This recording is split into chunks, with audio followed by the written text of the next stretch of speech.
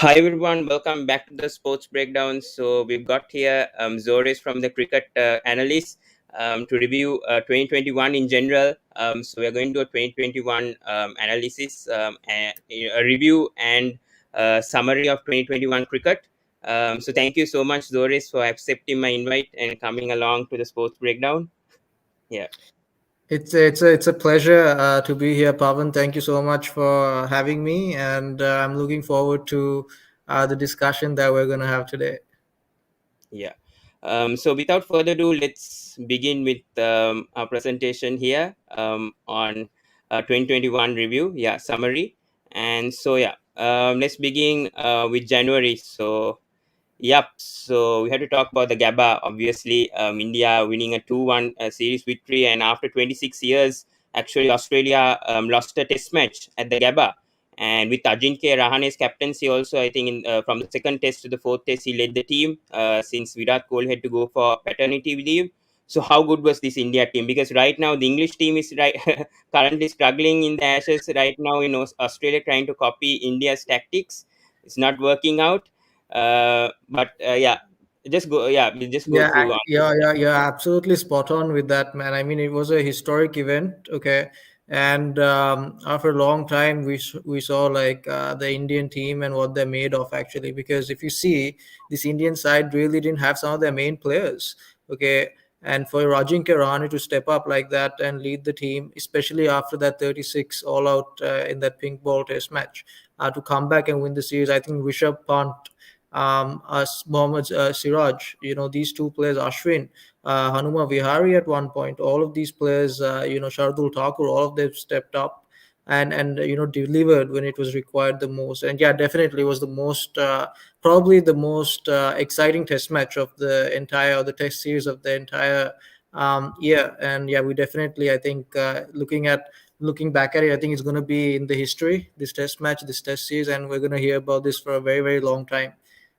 Yeah, and especially I think the fourth test when Washington Sundar and Shardul Thakur, that 100 partnership, it was really vital, especially in that last test. And Siraj obviously showing his heroics as well in the fourth test match. Any thoughts on that crucial partnership? Because I think they were around 160 for six, I think, India in that fourth test, and they somehow managed to post around 350, I think, in their second innings. Your thoughts on that big Yeah, partnership from I think Washington Sundar and Shardul Thakur? Yeah. absolutely. I think it just showed the grit that these players have, okay, and that the never give up attitude that Virat Kohli has engraved in them. So if you look at, thank you, Rohan. Thank you so much. If you look at the IPL, okay, we've seen Washington Sundar play in the IPL. We've seen Shardul Thakur perform in the IPL.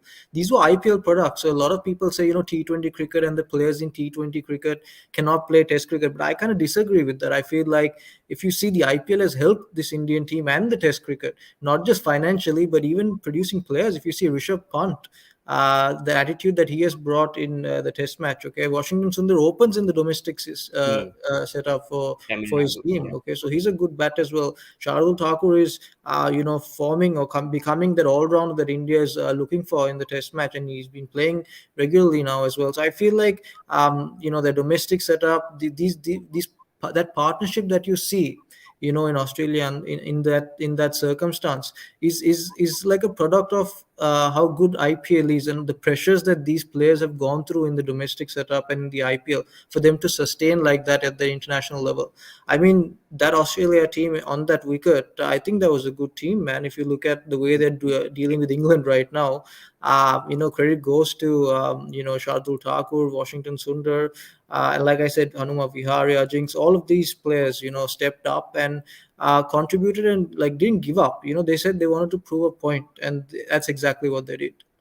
Yeah. And especially after coming from 36 all out in that first test to somehow win that series, especially it was really remarkable. It was a really great start for 2021 actually in January. Yeah, Great absolutely. effort from India. Yeah. So we'll go to February and this from West Indies. What a remarkable chase, and I think that's the highest ever by a non-Asian team. What a chase! 395 Kyle Mills on debut, 210 not out. how good was this West Indies side, especially in Chattogram, to chase the 395? Remarkable. Yeah, Yes. absolutely. Like I think you couldn't have said it any better. I think Kyle Myers, what a sensation he has been for West Indies. However, after that performance, I haven't seen Kyle Myers the same way. But yeah, that series, the name Kyle Myers, was born, and that innings was absolutely like breathtaking. Okay, and one thing else, I think we got a new captain in that series, in Craig Craig Brathwaite. Brathwaite. Right. So Jason Holder didn't make it, and Craig Brathwaite led in pretty tough situations because not having Holder is like a big setback for West Indies because, as we know, it's pretty much Holder that's carrying the team with the bat and with the ball these days. So I think like Kyle Myers and Craig Brathwaite and Jeremy Blackwood, Shea Hope, these are all players that West Indies have in that setup, in that test setup, that really did come to the party. And now they have Alzari Joseph, who debuted this year as well in the West Indies setup, who impressed me a lot. And yeah, they have a very good attack. Unfortunately, the results are not going their way. There's management issues, and I don't see consistency from West Indies. Okay, and the other thing is Bangladesh. I think Bangladesh by far this was the worst year for cricket in terms of everything that could go wrong for Bangladesh went wrong for Bangladesh. Right from the T20 Yeah. World Cup, and like even the Test setup and even the ODI. I think we all know Mirpur and how accustomed they are to playing on their wickets. So I feel like it's we Bangladesh. A lot of credit has to be given to Bangladesh for Kyle Myers to step up like this and play such a blinder. But again, it was definitely the highlight of Feb, like you mentioned. Yeah. Cricket Fantastic says the only real good series for West Indies this year. I would say the West Indies was Sri Lanka. I think that draw we saw Pathum Nisanka obviously there, but West Indies somehow managed to draw, and I think they didn't lose until the Pakistan series. I think in August, the Test series. So they were on a okay run, I would say, but after that, obviously they ended up pretty bad with Sri Lanka at home.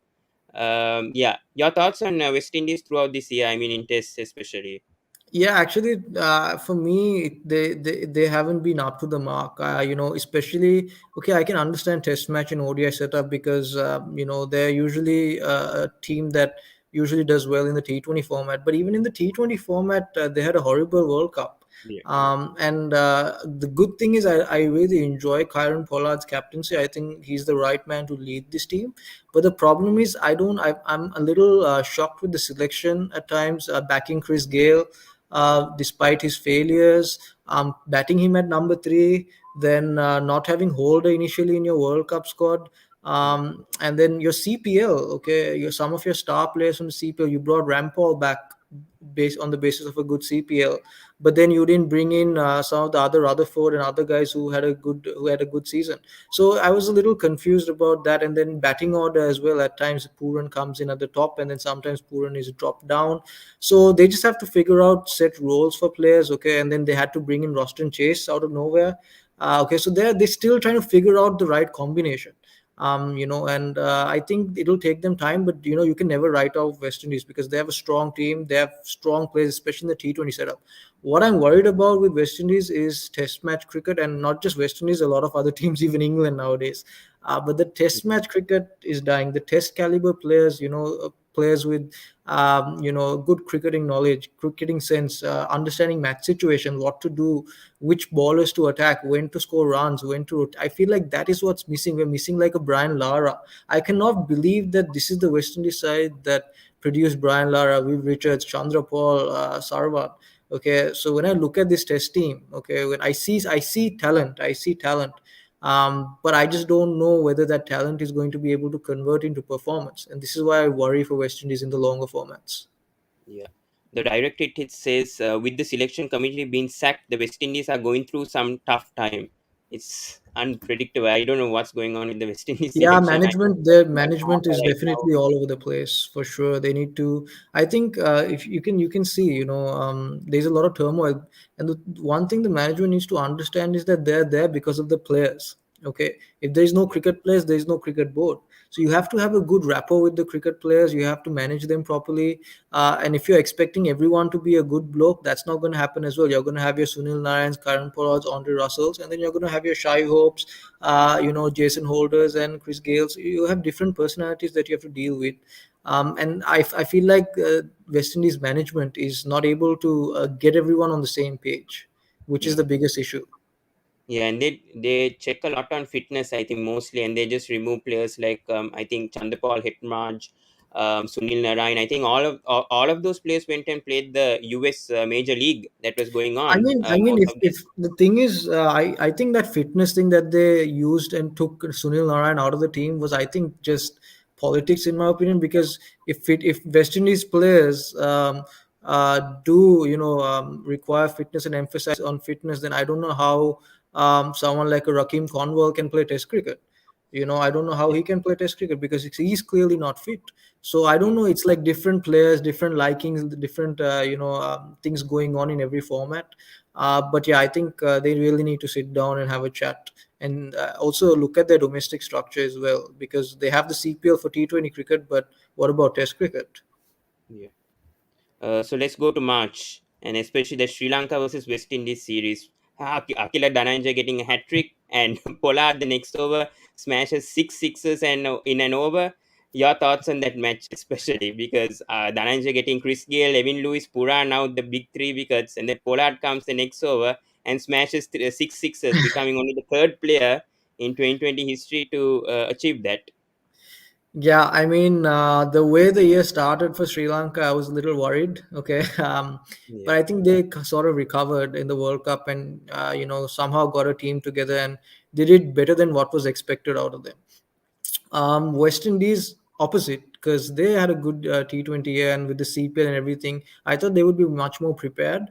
They even played Australia, everything at home, and I feel like they were on their way to delivering a good World Cup performance. Unfortunately, it was like chaos for them when they reached that stage. But like we mentioned, Akila Dhananjay, I think this year was the end for Akila Dhananjay, in my opinion. I think I'll be very surprised if I see Akila Dhananjay in the squad again, especially with the way Mahesh Dikshana is bowling, Hasaranga's bowling. Then you have DDS as well in the loop, and then we've already come across so many other. Hasaranga's brother is Chaturanga is also not bad. Okay, you have Praveen Jayavikrama and Lasith Embuldini on the cards as well. So you have a very good spin attack. It's very hard for me to see Akil Dhananjay. Yes, he got that hat trick, uh, but that was then yeah, Kyle Pora literally took him apart, and which just shows that you know that you have to be very like on the mark in T20 cricket. Just because you take wickets, that is, you have to also maintain your economy rate, and yeah, economy rate is a very important thing. And bowling happens with partnerships as well, right? So on the other hand, like if there was Hasaranga bowling at his prime, no one was supporting him. And Dushmanta Chamira hadn't like become what he had in March. He picked up later on. So it was only Hasaranga, and that cost us Sri Lanka this series. However, we saw some positives as well. We saw Dikwella kind sort of open and given chances over there. Then Pathum Nisanka as well. We saw him play some T20 cricket. So it was a mixed bag for Sri Lanka. But I think, yeah, overall, a lot of positives to take, and some career ending situations that arised as well. yeah. Rohan here says proper 2020 entertainment hat trick and then getting smashed for six sixes. Did Dakila by Pollard? Yeah, that was probably one of the highlights of T20 cricket, to be honest. One of the very most unique records that you'll see. Yeah. So let's go to March and this India versus England series. And in the final ODI, especially Sam Curran scoring a 95. It was a high scoring match, I think, that last ODI. And it was 1-1, I think, the series. And I think India scored around 327, I think. And Sam Curran's heroic somehow. But unfortunately, England lost that series and India managed to win by 7 runs. Your thoughts on that knock, especially by Sam Curran, that 95 not out in that last ODI match and getting so close to winning a series in India, but unfortunately they lost that. Yeah, Yeah, to be honest, that was a magnificent innings by Sam Curran, probably the best I've seen him play. And it just goes to show how much IPL has helped even the English players and the players that are playing these T20 leagues regularly. And Sam Curran is a regular feature. And he was coming out of some good form with the CSK as well. So I felt like that knock was coming. Okay, and he's someone, if he's fully fit, I think he's someone who with his bowling abilities, that left arm option that he brings into the squad as well. I feel he should be a regular feature, and he proved that. And he's not just a bowling all rounder. I think he can perfectly fit as a batting all round as well. And he confirmed that with that knock. I think that was a very mature knock, very seasoned knock, very timely knock to kind of tell everyone that it's not just Chris Wokes in the setup. I'm there as well. So he kind of announced himself. And that was a blind. I almost single-handedly took off. And like if you look at English cricket, this has been the scene with them. Ben Stokes will play a match blind. Livingstone will play an innings. Sam Curran can play that innings. Josh Butler, Johnny Best. They have players that can single-handedly play knocks like this and win you a game. Unfortunately, they were not able to finish, and Sam Curran was kind of left stranded, Yeah. and like he ran out of batting partners over there. But overall, I think I was very, very impressed with Sam Curran. One player definitely to watch out for in the future, because he's still in his early 20s. Yeah. Rohan here says Surya debut was highlight along with Ishan Kishan in 2020s versus England. Yeah, absolutely. I mean, I was just going to talk about that first ball six that Sky smashed on Jofra Archer. I mean, that just shows Sky's caliber. I'm so happy that Surya Kumar Yadav got to finally got a chance to play for India, and I think he did amazing. Not just in the T20 setup, but even in the ODI setup. When he played against Sri Lanka, he won the Man of the Series on debut, right? So Sky has been just amazing, and he's like the Indian ABD in my opinion. Him and Ishan Kishan, someone like Ishan Kishan, he can come in and say, I'm going to smash a 50, I'm going to hit the first ball for six. That's the confidence these young Indians have. And I think IPL has supported them. Virat Kohli's captaincy, fearless attitude, all of that has helped these youngsters, grow. And we're seeing a different brand of cricket, not just in T20 cricket, but even ODI cricket has changed. Even Test cricket has changed because of the T20s that is going on. And we see more flamboyant players now. A selection committee looks at, okay, yes, this player has shots, this player, okay, whether can he play all sorts of, can he play the reverse sweep, can he play the sweep, can he play the scoop shots, can he pull the ball, can he hook the ball, can he also play a lofted extra cover drive? So now selectors are looking for all these shots. And then now you have a left-hander element as well, that you want your number 3 or 4, you want a left-hander in your top 5. So some teams are making the conscious decision as well. And I feel like when you look at all this, Ishan Kishan and Surya Kumar Yadav, they fit these categories very well. And I think Mumbai Indians have done a very good job in grooming them. Viren's asking a hard question here. Who is better, Sky or Iyer? I think, in my opinion, I think when it comes to limited over cricket, this is my whatever I have seen of cricket, and this is a very lengthy debate, and a lot of people may disagree with me on this, but I feel like there's no one in India who has more shots than Sky right now. So when you have a player who can play 360 and who can play all sorts of shots, he can paddle you, he can reverse sweep you, he can sweep you, he can loft you over extra cover, he can pull you, hook you. When you have a player like that, he's more suited. You should back him in the shorter formats, okay, in T20s and ODIs. I think Sky should be India's number 4, in my opinion, and I agree. solve that issue, because he has that game to chase down even 350. If the other team has put up 350, I don't think Iyer can chase down a 350 total. But Surya Kumar Yadav, I feel like, can chase down a 350 total, even if he's coming in batting at number 4, right? So I feel like in the shorter format, Sky, but in Test match cricket, I think Shreyas Iyer has already proved himself on debut. How good he is and how temperamentally he's sound. And I feel like Sky might not do too good in Test match cricket, because you need patience, and I don't see that patience in Sky, because he has a lot of shots. He's a natural shot maker, just like Rishabh Pant. So you can't have Rishabh Pant and Sky in your Test match cricket. You need someone like Shreyas Iyer. So I feel like Shreyas Iyer can be that player who can captain even India in the Test format in the long run. Yeah. So let's go to May. I think it was the BCCI suspending the IPL 2021 due to numerous COVID cases. We need to talk about this. Obviously, the IPL started on April 9th, but was suspended. I mean, stopped at May 4th 2021 due to several players like Saha, Chakrabarti, Nitish Rana, even Padikal, and even the coaching staff getting positive for COVID-19. So your thoughts Yes. whether this was the right move from BCCI to stop IPL for a while and then continuing it in September? They had no choice, Pawan. They had to do it, for some reasons. I mean, no one was comfortable playing. I think it was poor management by the IPL and like BCCI as well. I don't understand why they had the IPL in India first of all when you knew the situation in India was not good. Okay, let's say you decided to have it in India. On Mm, top of that, you are expecting players to travel to different venues. That was too much. You're asking way too much during COVID, and this was bound to happen, right? So it was just poor planning, and they didn't take COVID seriously. I think and they yeah, came to haunt them, really badly once the IPL started. So yeah, it was they had no choice, with players, coaching staff. No one was like it was not safe to play at that point. Vaccines were not really out at that point as well. So there was a lot of ifs and buts. So they had to make that decision. However, rescheduling it right before the T20 World Cup was there's a lot of goods and bads to it. Okay, but I felt like it didn't help Indian cricket. mm, Like I feel like India lost the World Cup.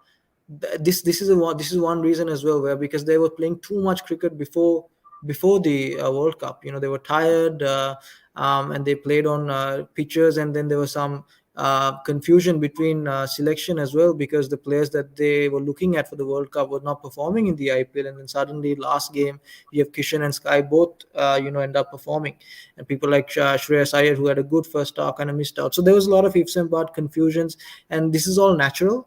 But you can't really blame the players and all. But I feel like the planning part of it should have been better. The thing is, IPL has to go on somehow because it's the number one revenue generator for BCCI, right? yeah, Without IPL, they cannot pay or keep the domestic structure or Indian cricket going, right? mm, So that's why they had to do it, take that call. It's been a very rough year because of COVID, but yeah, I think it didn't really help Indian cricket. So let's go to the next slide. The ICC Test Championship finals. Let's go on to that. In Southampton, it was a rain-affected game. Obviously, New Zealand winning their first ICC trophy, I think, since 2000 in the knockout trophy, I think. So this final was really great to watch, and especially New Zealand winning it. I think somehow managed to win it. I think with 6 overs left in the day, and that caliber from Williamson and Taylor, calm innings from both of them, heading New Zealand through because they had only 139 to get in 52 overs and they somehow did it in 46 overs. And how good was Kylie Jamieson in that first innings, getting a 5 wicket haul. So sum up that ICC Test Championship, because this is the first time we ever witnessed Test Championship happening as well. Yeah, Yeah, I'm first of all extremely happy that at least ICC made some effort with this Test Championship that they started 2 years ago, and I'm happy that it happened. There's a lot of conjecture, a lot of debate whether this is the right way to do it. Have a 2-year window for Test cricket, if it's going to help or not, etc. But at least they're trying, and I'm sure with time there will be more revisions that they'll make, and this Test Championship that we have will become better. Because for me, it's just like winning a World Cup, and I think New Zealand definitely deserves to win a World Cup. They lost again. They've lost way too many finals, yeah, and I'm just happy that this one went their way. I feel sad for India as well because they have lost too many finals as well, and they also deserve to win. yeah, And but unfortunately, they were not, and the conditions I think suited New Zealand a lot more. And they had the right horses for these type of courses, so they had bowlers who can swing the ball, and we saw Kyle Jamieson with his tall height get late swing and completely bamboozle India. And Indian players were not able to adapt to these conditions quickly, and which is why I think that which costed them the game. I think overcast conditions is one thing that like we saw even in this test match against South Africa, we're still seeing technical flaws from mm, Indian batters. yeah, And I feel like they need till they don't solve that, and solve their selection. because sometimes they play four fast bowlers, sometimes they play Ashwin, sometimes they don't play Ashwin. Mm. So it's Yes. sometimes they play Jadeja, sometimes they don't play. So it's they need to come up with, okay, in these situations, these conditions, these are the players we're going to back, and then you have to develop them. Okay, and I think give them confidence. So extremely happy, man. Kane Williamson led the team brilliantly this entire cycle. Very calm, very composed. I think he was the number one test batter at this point as well. Yeah. And he was like brilliant. Ross Taylor brought his experience in that partnership as well to take New Zealand home. So it was like one of I think after a long time, a lot of people were watching Test cricket. From juniors to everyone was involved. In this. I wish it was a much closer game because Mm. I felt like at one point it got very one-sided. But Yeah.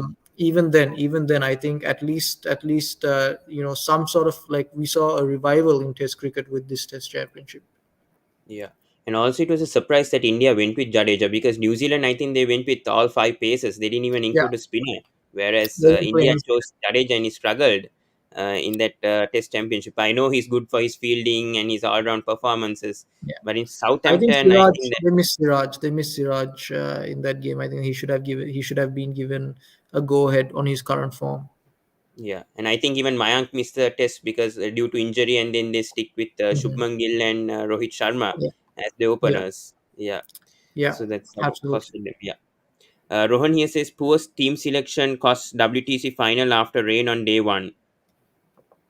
Yeah, you can say selection is a part and like that, but the thing is, and you still should have certain like players like you would expect Pujara, Rahane, Virat Kohli's to step up. Shubman Gill was also in form, so I cannot blame one player or one selection. There's always going to be ifs and buts, but yes, they did miss an extra fast bowler because the conditions situations was not you can even check the weather forecast. You're not gonna it's not gonna help the spinners in England. I mean, in England there's no spinners in the county level as well Hmm. because there's no condition to help them. So Yeah. looking at that, playing two spinners was a little tricky, but I think they look at Jadeja as a equally good batsman as well. So that is Hmm. one thing that we have to understand as well, but they were missing a fast bowler. So maybe no Ashwin, and playing a fast bowler was maybe would have been a better tactic. Yeah.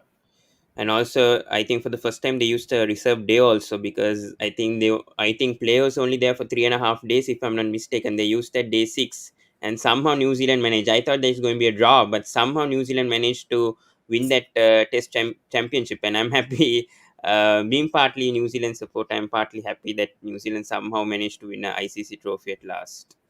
Yeah, I mean, to be honest, it looks, when you say tricky target of 139 to get in 52 overs, you might expect, okay, it might be a draw. But I think if you look at it, it's pretty much like if you look at it from an ODI point of view, you have Yeah. 50 overs to get 140 runs. Okay, and you have batsmen like Devon Conway, Kane Williamson, BJ Watling, all these players, so they're in prime form. So I think that mentality in Test cricket has changed. They're all going to go for the win now. They don't mind losing Test matches. So I think New Zealand did go for the win. They got a decent start, and then Kane and Ross Taylor came in and finished the game. So at that point, after one point, it became very one-sided. But yeah, I think overall, like I said, man, I'm happy that we saw good Test cricket this year. Yeah. Ayan's asking us to ask a question on the IPL, so we'll go back to that. Okay. Ayan says, I completely disagree with Zora, sir, that IPL was main cause for failure of India in 2020 World Cup. India team did not execute the plan well in 2020 World Cup, especially in team selection.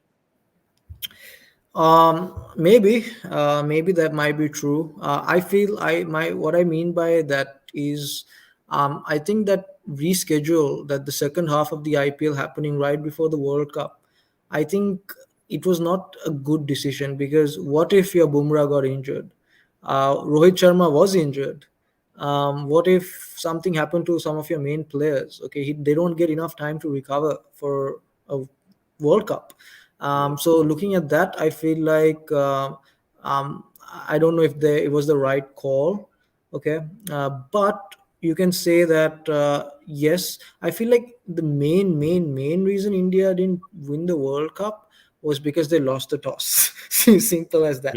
I think if they won the toss, we would have seen a different result, in my opinion. However, still, there's no excuse for not being able to pick a single wicket against Pakistan, for for batting like that against New Zealand.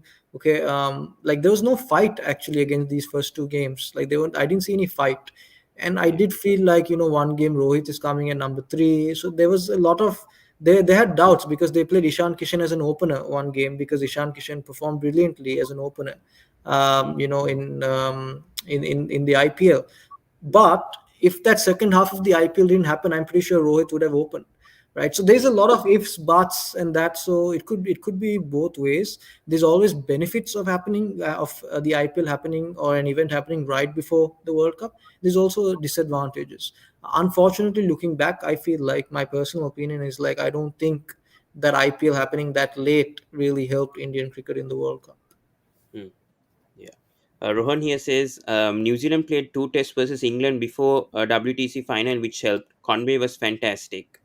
Yeah, I was just about to bring that point up as well. New Zealand having an England Test series, and they gave chances for new players as well and experimented with the teams. So that kind of helped for New Zealand, right? Yeah, Just absolutely. One thing you have to understand is Test format and T20 formats are two different formats, and when you're playing in different conditions like England, it's better to get accustomed to those situations. So New Zealand definitely got a good, advantage coming in playing England over there. We saw Conway's brilliant 200 on debut, and they got a yeah, team ready. And we always knew India was up for a tough fight. But when you compare this situation with the T20 situation, you have to understand Dubai UAE is tough for fast bowlers. It's hot conditions. It's low scoring games, but it takes a lot of toll on your body. So there can be injuries, and I feel like Rohit was injured. mm, If you can see, he was not in his prime fitness. So yeah, there's like, it's hard to compare. Sometimes good practice does help, sometimes it doesn't as well. So it really depends on a lot of factors, okay, and where it's happening. But yeah, in this case, definitely it really did help New Zealand to come and check out some of their players before the World Test Championship final. yeah. Hardik Singh here says India losing the WTC final was like scoring full in revision test and then scoring zero in the final test. Yeah, I guess, but like, credit goes to New Zealand as well. I think, right, they've played brilliant cricket the entire cycle. Yes, they got to play at home a lot, but overall, I think the better deserving team won the final, which I'm completely fine with. Yeah. Let's go to the next, the PSL. Since you're half Pakistan, you must have obviously you did videos on this as well. The PSL Yeah, 2021 season six, new champions Multan Sultans actually won the PSL, beating Peshwa Zalmi by 47 runs, and Rizwan obviously captained the Multan Sultans. And Shoaib Maksud at number three was really good. He was the man of the series, best batter. And we found a new fast bowler as well, Shahnawaz Dani, yeah. who picked up 20 wickets, emerging player of the tournament. So, your review on the PSL and how successful was that for the Pakistan cricket team this year, and how it helped for the 2020 World Cup as well. Yeah, This is definitely. still I playing think in Pakistan. PSL. Sorry, Pavan, I didn't get your last. I think they played it in Pakistan, right, this year? Yeah. Yeah, I think so too. Was this year played in Pakistan? I'm not sure. Oh, I This think it it was in UAE, I think, was if in I'm not UAE. mistaken. Yeah, I think it was in Yeah, yeah, yeah. UAE because of the Yeah, COVID situation. They yeah. weren't able to They play played it it in. in UAE. Yeah, Yeah, yeah. but anyways, like, Pakistan, I think this was a good test for Pakistan. Okay, to kind of check what who their players were and get that final 11 for the T20 World Cup. And we saw some good, like you mentioned, Shahnawaz Dani, Shoaib Maksud came back. But for me, this was the birth of Mohammad Rizwan. Mm, I think he was just fabulous. I think he's the one who changed everything for Multan Sultans, batting right at the top. okay, and just completely like led the team. He's a very good captain. If it's in my hand, I'll make Mohammad Rizwan the captain of the Pakistan team as well over Babar Azam. He's just amazing. And we saw what he did this entire over 2,000 runs in a calendar year in Yeah. T20 cricket. Unheard of, man. It's crazy stuff. And Shahnawaz Dani, he was actually picked by Rashid Latif only. He's the one who spotted Shahnawaz Dani and then brought him into the setup from grade 2 cricket, and they made him play the domestic setup, and then Karachi Kings got him, and then was shifted over to Multan Sultans. And then we saw Shoaib Maqsood. I think Pakistan missed Shoaib Maqsood as well. Yeah. I think, however, Shoaib Malik came in place of Shoaib Maqsood in the World Cup and did a fabulous job. Yeah. But yeah, Shoaib Maqsood, if he was fit, I think he was the number 3 batter for Pakistan. And he played. He's someone who can play all sorts of shots as well, and he's very good in these unique conditions, right? I think that's one thing that we saw few good overs, and the good thing, in my opinion, is that we saw close games Hmm. in the PSL. Okay, we saw new talents, close games, and we did. If you see, we were looking at win toss, win the match, and in the second half of the PSL, I think that changed as well, Yeah. because we saw teams batting first if they got a decent total on. The pitches did help the spinners, and it did slow down, and they did end up, it did end up getting like the games were very close in nature. So overall, a very good PSL, and I think this PSL was timed perfectly, because it happened in June. Okay, and then it was enough rest time, enough matches that Pakistan had to play as an international team to figure out what their playing squad would be, for the World Cup. Which Hmm. is why I feel like this entire PSL did definitely help, Pakistan. And I think what happened was the start of PSL was in Pakistan, and then COVID Yeah. hit, and then they COVID. had to move to the Hmm. UAE mid-season, right? Yeah. So that's what exactly happened. So looking at all of the COVID stresses and everything that happened, I think it should have been in the UAE to start off with, only because the situation in Pakistan or India was not good. But overall, I think I'm happy that they were able to get this tournament done and dusted without any COVID cases. Nothing happened here. It was a smooth ride once it was in UAE, and it was, I think, this PSL was the start of the new Pakistan cricket team that we saw in the World Cup. Hmm. Yeah. And your thoughts now on the next PSL? Obviously, Baba Azam taking over from Imad Wasim as the Karachi Kings captaincy now. And both of them were retained by Karachi Kings also. Your thoughts on that? Whether that was a decisive move from Karachi Kings from taking Baba? Absolutely. Absolutely. I think this should have happened a long time ago. Yeah, it's like I'm saying Virat Kohli is not going to captain RCB, but he's going to captain India. Doesn't make sense, right? Like your national team captain should be captaining one of your domestic teams. It doesn't make any sense. So looking at that, I think Babar Azam, it was a good call finally. And Imad Wasim has had a okay T20 season. I mean, he can be replaced, in my opinion. In Australia, I don't see Imad Wasim even be making it to playing 11. I think they might play with the extra fast ball and Shadab Khan as the only spinner.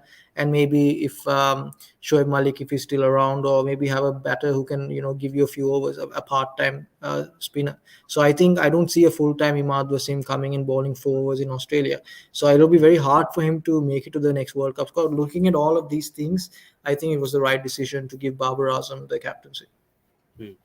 Ayan over here says, why selectors don't select Wahab in 2020 side for experience? I know he played for the Jaffna Kings also in the Lanka Premier League, then played for the Abu Dhabi T10 also for Deccan Gladiators, captained the team to the T10 title. Your thoughts on why Wahab is not being selected? Is he like past his Uh, prime I or? No, I think this is my personal opinion. I think when it comes to selection, this is the best selection I've seen from the Pakistan selection committee in a very long time. Right from the T20 World Cup got they announced to everything that they're doing. I think this was the best.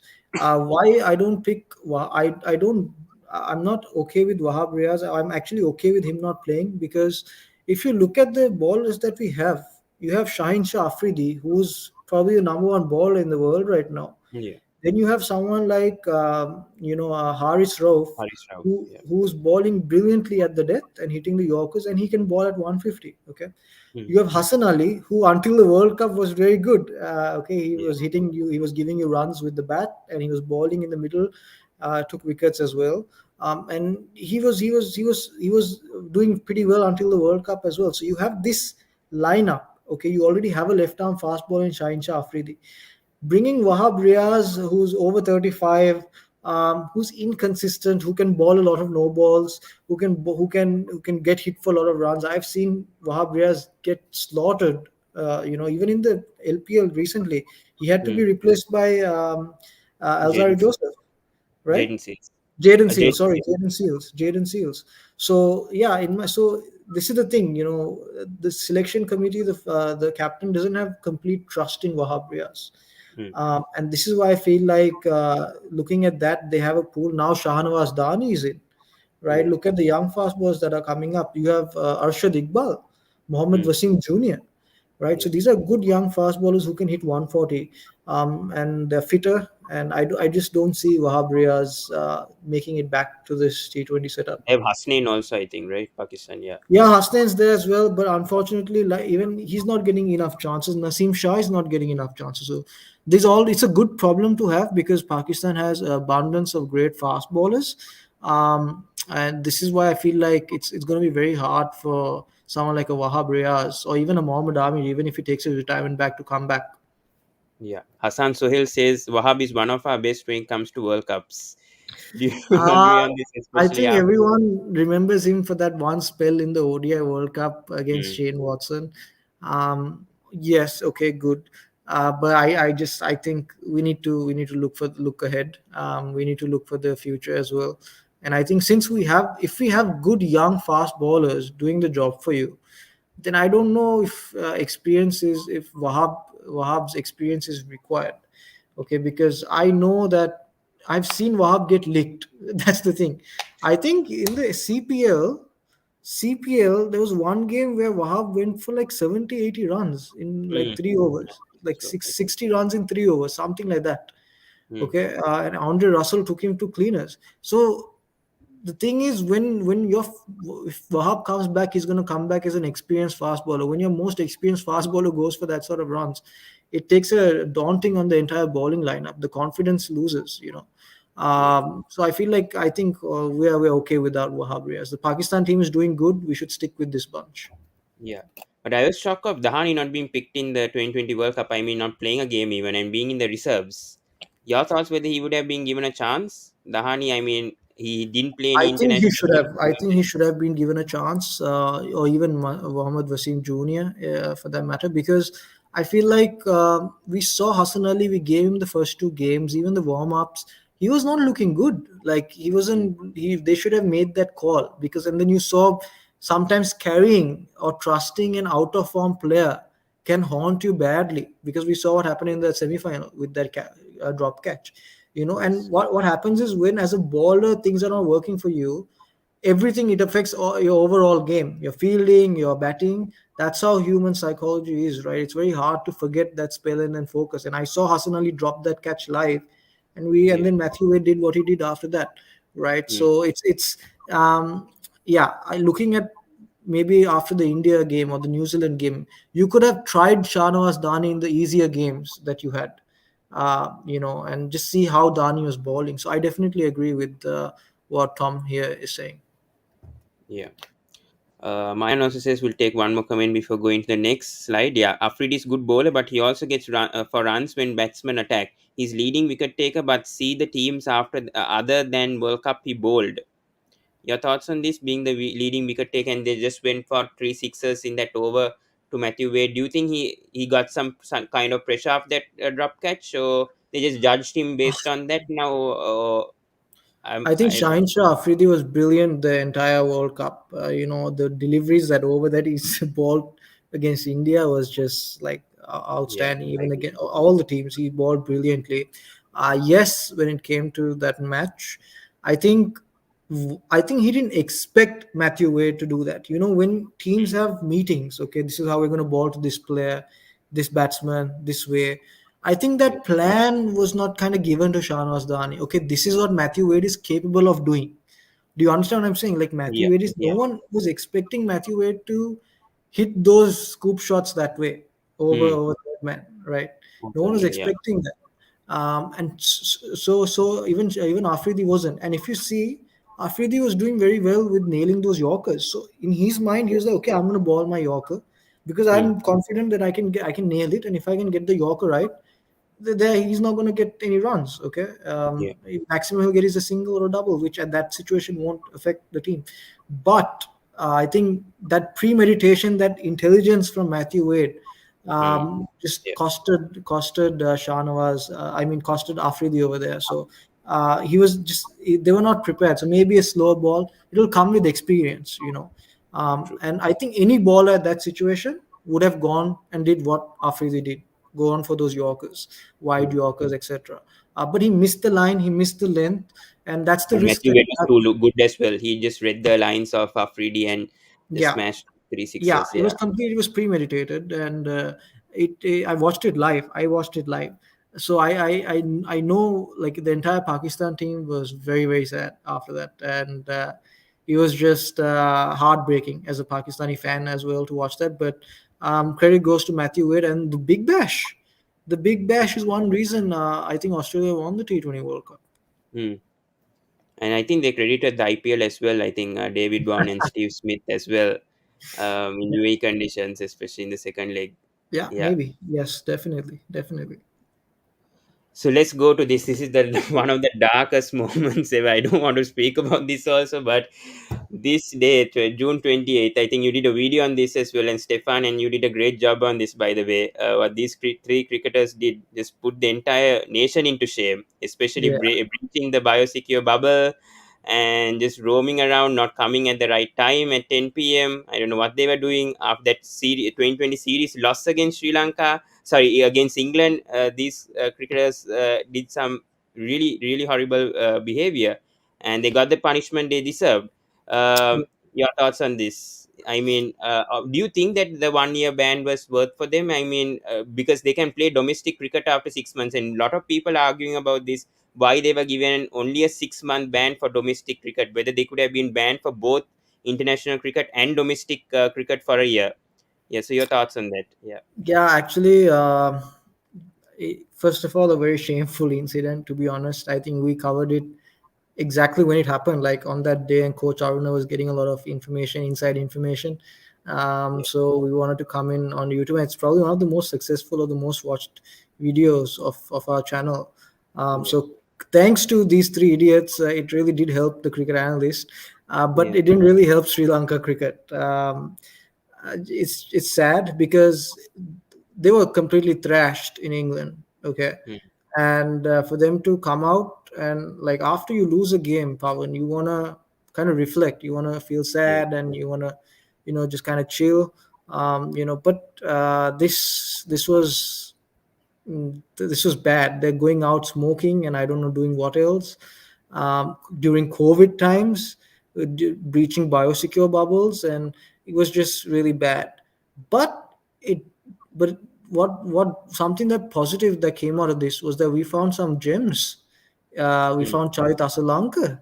We Pratham found Nissanka. Bhanuka Rajapaksha, right? Pathum Nisanka cemented his spot. Yeah. So we found some good replacements, and we found that okay, we don't have to rely on Kushal Mendis anymore, the vice captain of the team, by the way. Mm. We don't have to rely on Gunatilaka, and who has a record or doesn't have Record. a Yeah. good history of good behavior. True. Who has a lot of breaches actually. Um, and then But you have Dikwal, it was the Hiroshi. first time. I think it was the first time for Yeah, Dikwal. Dikwella was sad because we need Dikwella, especially the way Kushal Pereira is playing. Right, so I think we need a good wicketkeeper who's fit. And Dikwella comes into my plans. At least I want to see Dikwella and Gunatilaka back. And now the way Kushal Mendis played in the LPL. LPL as well, you can't take him out as well, right? But what I've seen is like I think Charit Asalanka and Pathum Nisanka, what they have done for Sri Lanka cricket at the international level, it's going to Mm. be very hard to replace them. because mm, they should be given the first preference. And thanks yeah, to these guys, but I feel like Gunatilaka is one guy who, who can maybe probably make way. Now, in terms of the bans, Pawan, I mean, 1 year bans is, or 6 months ban is, I think it's okay. I mean, if you look at the sandpaper gate, mm, bank, everyone was maximum was 1 year, 9 months maximum, something like that, right? yeah, So 6 months ban for something like this, they were financially, they had to pay a lot of money as well, in terms of fees and all of that. Then the ban from domestic setup, and like no international cricket for a certain time as well, which is I think fair, because we need a revamp from these players anyways. We needed the revamp. yeah. Aman here says, Danushka Gunatilaka very talented. We miss him lots. Trust me, what a stupid move by Danushka. Funniest part is they are definitely not celebrating because we played absolutely like terrible. Yeah, I think yeah, Australia did do a good Gunatilaka, in series my very well. opinion, Yeah, Avishka Fernando and Gunatilaka are probably two of the best openers we have in Sri Lanka cricket. And if they can get the attitude right, okay, I don't know why Avishka Fernando is not playing in the middle of the inning scene, but Gunatilaka in the finals, he came and hit in the LPL like a 50 or in like 18 balls. Okay, so true. he's capable of doing like some serious damage. Mm, But remember, I want to see these stars, Danushka, all of these players to perform outside home as well, because these players that we see here don't perform the same way outside Sri Lanka, yeah, right? I So agree. that is one thing that they have to look at, and I'm going to be like eagerly watching to see how they do in overseas conditions. But other than, yeah, it was like it's I'm not surprised, to be honest, because these are your usual culprits. Mm. I want to take this is out of topic, but the direct hit has asked a good question over here on Kohli. He's saying, Zora, why is Kohli chasing balls on 10 stump like a boy chases his girls after breakup and getting out? That's a good question. I don't know. We know that one thing for sure, okay, is that Virat Kohli's cover drive is exposed. For a lot of people who says that his cover drive is beautiful and elegant, and this it's not. From whatever I understand of cricket and like the technical point of playing a cover drive, he's not technically sound when he does that. There's a big gap between the pad and the bat, and he's relying on hand-eye coordination more of the Yeah, time. So I feel like that got exposed, and I think the situations were created. If you see South Africa in this test match, they kept bowling outside the off. They said, mm, okay, no worries, we'll be patient, we'll keep bowling wide, okay, and let them make the mistake, and which is exactly what Kohli did. The second dismissal, however, I feel like yes, there was a technical issue with the way he played that shot. He's going too hard at it.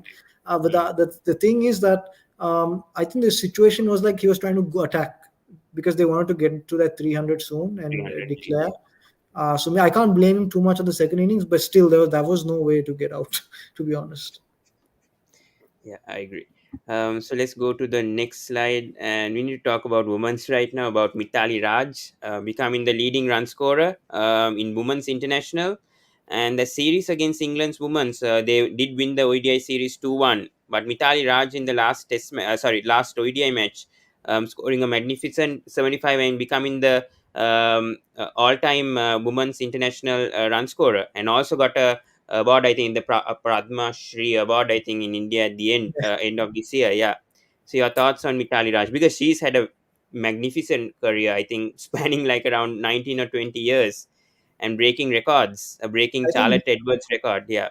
I think Mithali Raj is like the Indian equivalent of Sachin Tendulkar in women's cricket. Mm, She has achieved pretty much everything. Probably the most technically sound batter. Very, very good on the eye. Has got shots all over the park. Came out of retirement, and it's just she's been amazing for India. Okay, and she's going to be a huge miss.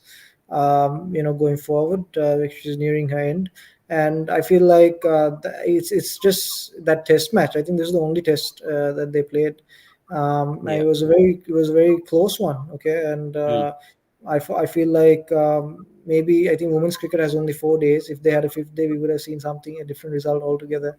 But Yeah. overall, I think Mithali Raj led the team very well. Harmanpreet Kaur as well has been groomed under her. She's been doing a wonderful job, and you can see, there's a method to Mithali Raj consistency. Like in the ODI setup as well, she's been scoring runs. Even in the Test match, she scored runs, and it's just like she's been a role model for people like Shafari Verma to come in Yeah. and just attack and play the cricket, and look up to someone, and Mithali Raj is someone who can guide these young girls that are coming now in Smriti Mandana, Shafali Verma. So I was very, very impressed with Mithali Raj, probably one of the greatest women's cricketer to play the game.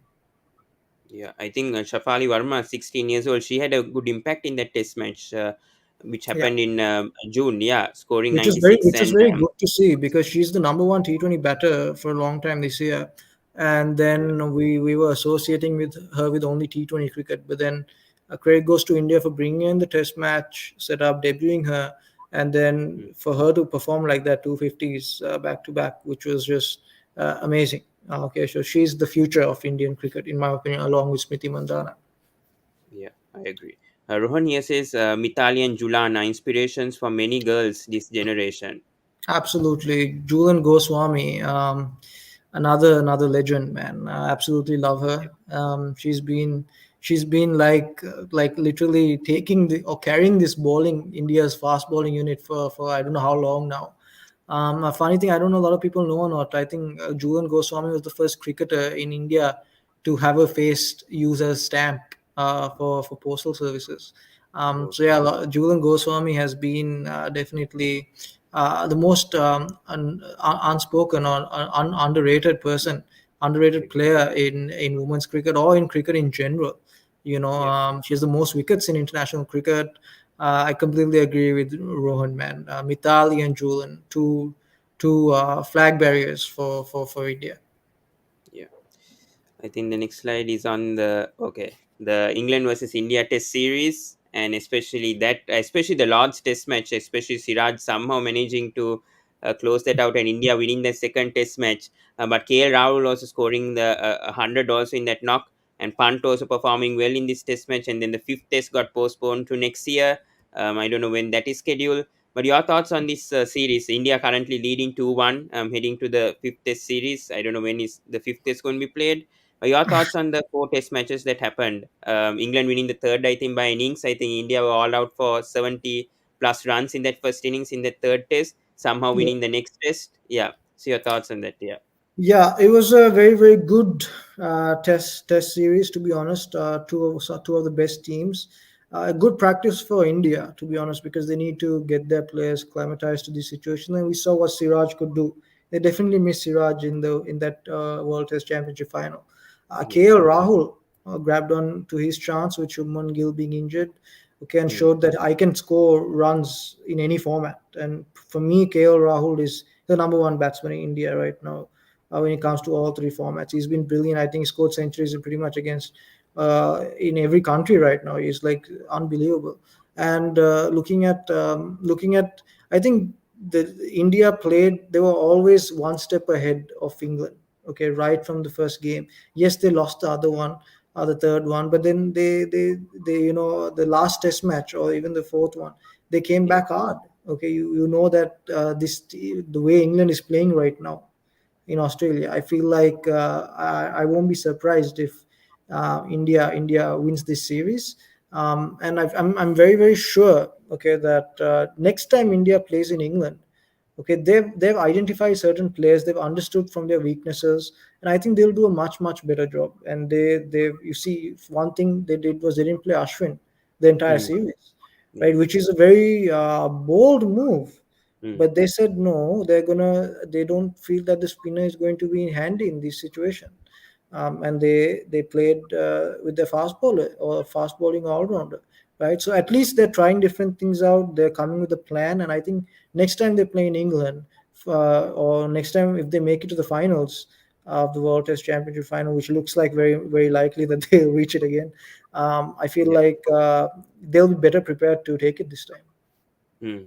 I agree. Even I have one question to ask you also about KL Rahul. Do you think he can like bat in the middle order? I mean, talking about all three formats, especially in the limited overs, because there's so many openers option right now. There is Gaikwad coming up.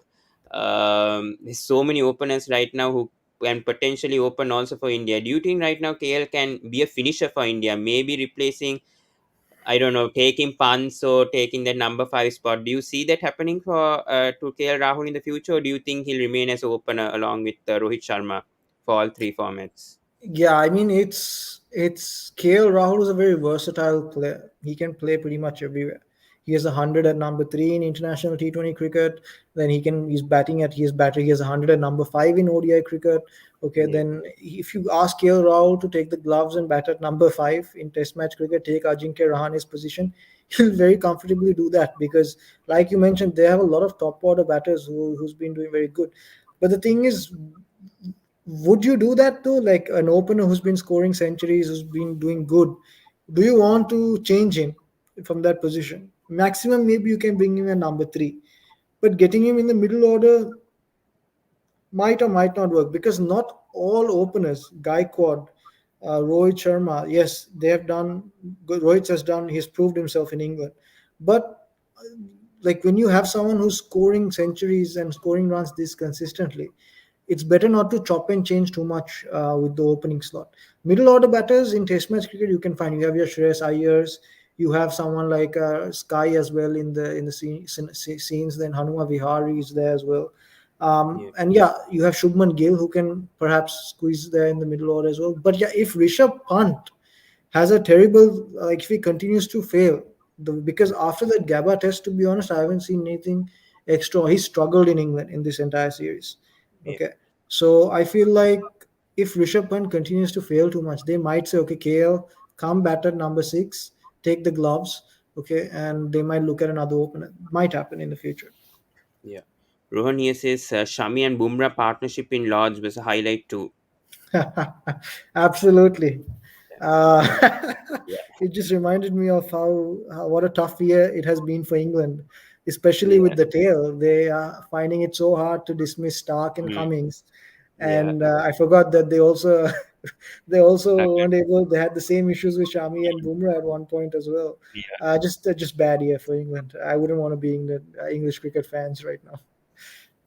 Yeah, I think let's move on to the 100 men's, which is the inaugural competition ever from the 100, a new format. Obviously, 100 balls been bowled, and it actually engaged more cricket fans. I think first day women's cricket, I think most viewed, I think among England, I mean among England fans also. And obviously, each bowler can obviously bowl a maximum of 20 balls, and the captain can decide whether the bowler can bowl either 5 or 10. So, how interesting was this format? An inaugural competition. What are your views on the 100? And obviously, Southern Brave winning the men's and the Oval Invincibles winning the women's. Your thoughts on this new concept brought up by the ECB? Yeah, it was something new. Okay, I personally enjoyed it. I liked it. It was something unique. Okay, a different way of looking at cricket, and a revenue generation tool as well for the ECB. They have T20 Blast and now this, and so overall, I think it was good to get new people to watch cricket or get into cricket. Yeah. But you can see because of the emphasis on T20, T10, 100, Mm, the Test match cricket side is suffering for England, and that's clearly evident, right? mm, The players are also like what happens is when a player is, it's not easy to switch. I don't know how KL Rahul does it, but not everyone can switch from T10 to T100 to T20 to T50s, and then suddenly you're in a Test match scenario, right? So it's not mm, easy to do that. And if you look at England's side right now, take Joe Root out. Other than that, who's been the only player who's scoring from Malan to Josh Butler to Bairstow to your Vokes, they're all you're all limited over specialists, that are playing Test match cricket. So that's one thing England has to look at. But overall, I was very impressed with the 100. The cricket analyst covered men's and the women's games, covered every single game. And it was a good, fun cricket. I can't say this is real cricket, mm, okay? Wickets were flat, boundaries were short, entertainment was high. It was an exhibition. We should take this as an exhibition, but I don't want people to look at this and say this is real cricket. But it was Yeah. something fun. However, one thing that they have to do with this is shorten it up. Okay, Mm. they need to finish this somehow in 2 weeks. In Yeah. this these leagues are good, but they cannot run for 1 month, because the thing is it's going to be an overabundance of cricket. Now with Mm. the two new teams in the IPL, that's stretching for like 2.5 months. Then Yeah. you have PSL, which goes on for I about think one it's the month. same amount of fixtures because I think they're going to split it into two groups, and I think it's the same amount of matches in the round stage. That's what the BCCI said Okay, with the two hopefully. new team. Yeah. Hopefully, but the thing is, let's see how it goes and how they're going to plan it out. But um, mm, I feel like there's way too much cricket happening. You have your CPLs, Big Bash. Nepal has started a T20 league. Then you have your LPL now, second Yeah. year running, right? So with all these T20 leagues, now you have a T10 in Abu Dhabi, okay, which Hasaranga just played and won the man of the tournament over there. So now you're like, okay, now there's a T100 that you have to wrap your head around, which is a complete different format. So if they can find a way to squeeze this, the window, okay, we're going to have the 100, it'll last for 2 weeks. Then it's good. Mm. If it goes on for 1 month, the entire England English summer, yes, they'll make money, but it's not a good thing for cricket. Hmm. Yeah. Rohan here says focus on white ball cricket ruining England test match skills is in batting especially. Yeah, the batting has been hopeless. England Yeah, talking about this year. I think extras absolutely. have been their third most useful runs, other than Rory Burns and Joe Root ahead Yeah, of that. absolutely. It's not that they don't have talent. What they do is just match practice, okay, practicing in Australian conditions. Australia is somewhat weak against spinners. England doesn't have good spinners to take with them. So it's a lot of issues right now in the white ball setup that they have to look at. But overall, I think they need a complete revamp. They need a complete revamp, and they need to rest some of their players because they're playing way too much cricket. And to play Test cricket, you need to be, or to play any format actually, you need to be mentally like fresh. There's Mm. something called fresh pair of legs. Yeah. I feel like England, these players, some of them are not looking fresh, especially the lower middle order. Mm. And there's a lot of pressure on them. Josh Butler needs to be rested, and they need to make some harsh calls. Yeah. True. So let's go on to the Sri Lanka versus India series. The idea, obviously, India won, but Sri Lanka finally, I think, after 2 years, they managed to win a 2020 series. I know it was India B side. I know anyone can doubt on this. COVID obviously affected that India team. Your thoughts on this series, and especially Wanindu Hasaranga shining in this series, climbing up to number two in the 2020 rankings. Your thoughts on this series, and it was a good call by India actually to actually not to stop this too actually because so many players were affected. I think Sky and all didn't play for that 2020 series. So your thoughts, yeah. Absolutely. So, I mean, let's start with the ODI series. I think if you look at the ODI setup, I think if you look at the way Sky played, okay, it was brilliant. Okay, Shikhar Dhawan captaining, and they just completely outclassed Sri Lanka. And this is one worry that I have for Sri Lanka cricket, that they're 50 over setup. I'm not fully 100% on how they're going to compete at the international level in the 50 over game.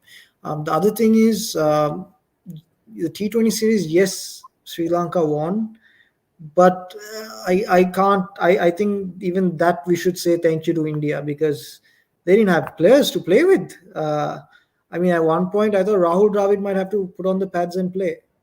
Right. So, can you hear me, Pawan? Can you hear me?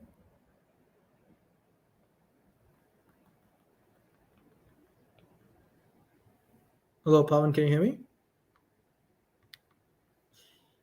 Okay, looks like we have some sort of a Wi-Fi or a connection issue.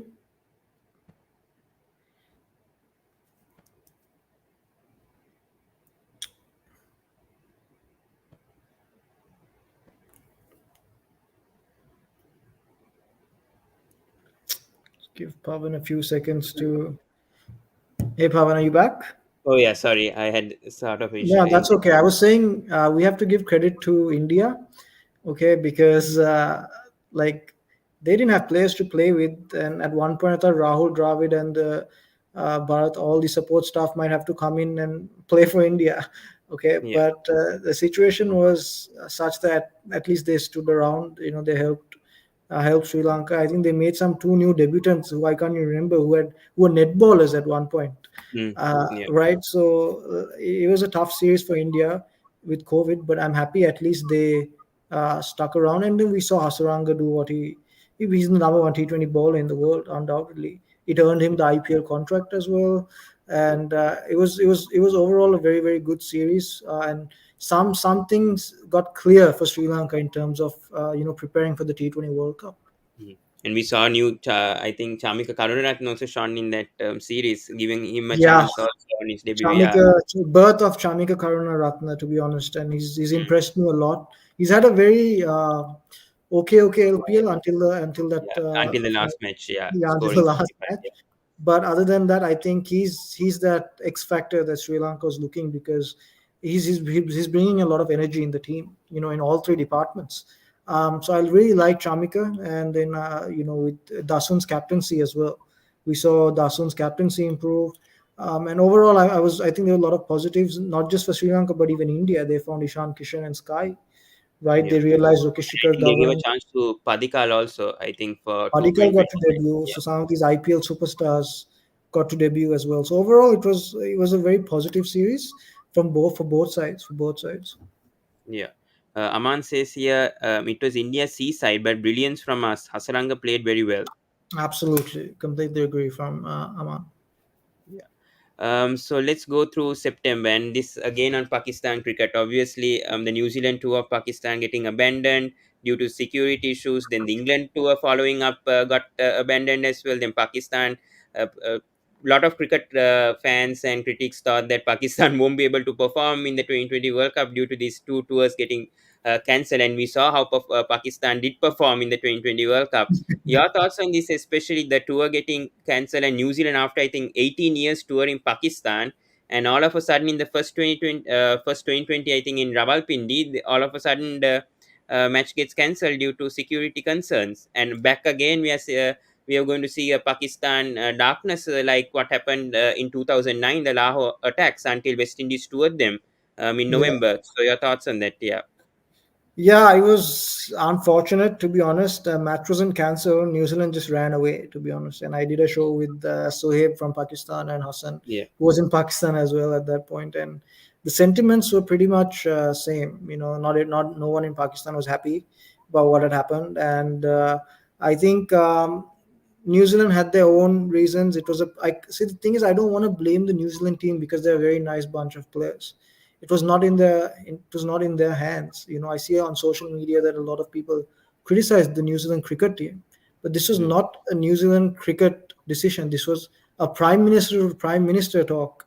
When the Yeah. prime minister of a country says, "Hey, you're getting out of there right now," then no one you can't do anything about it, right? So I would blame the government, Jacinda, and for them to not trusting Pakistan and their security. So it's at that level.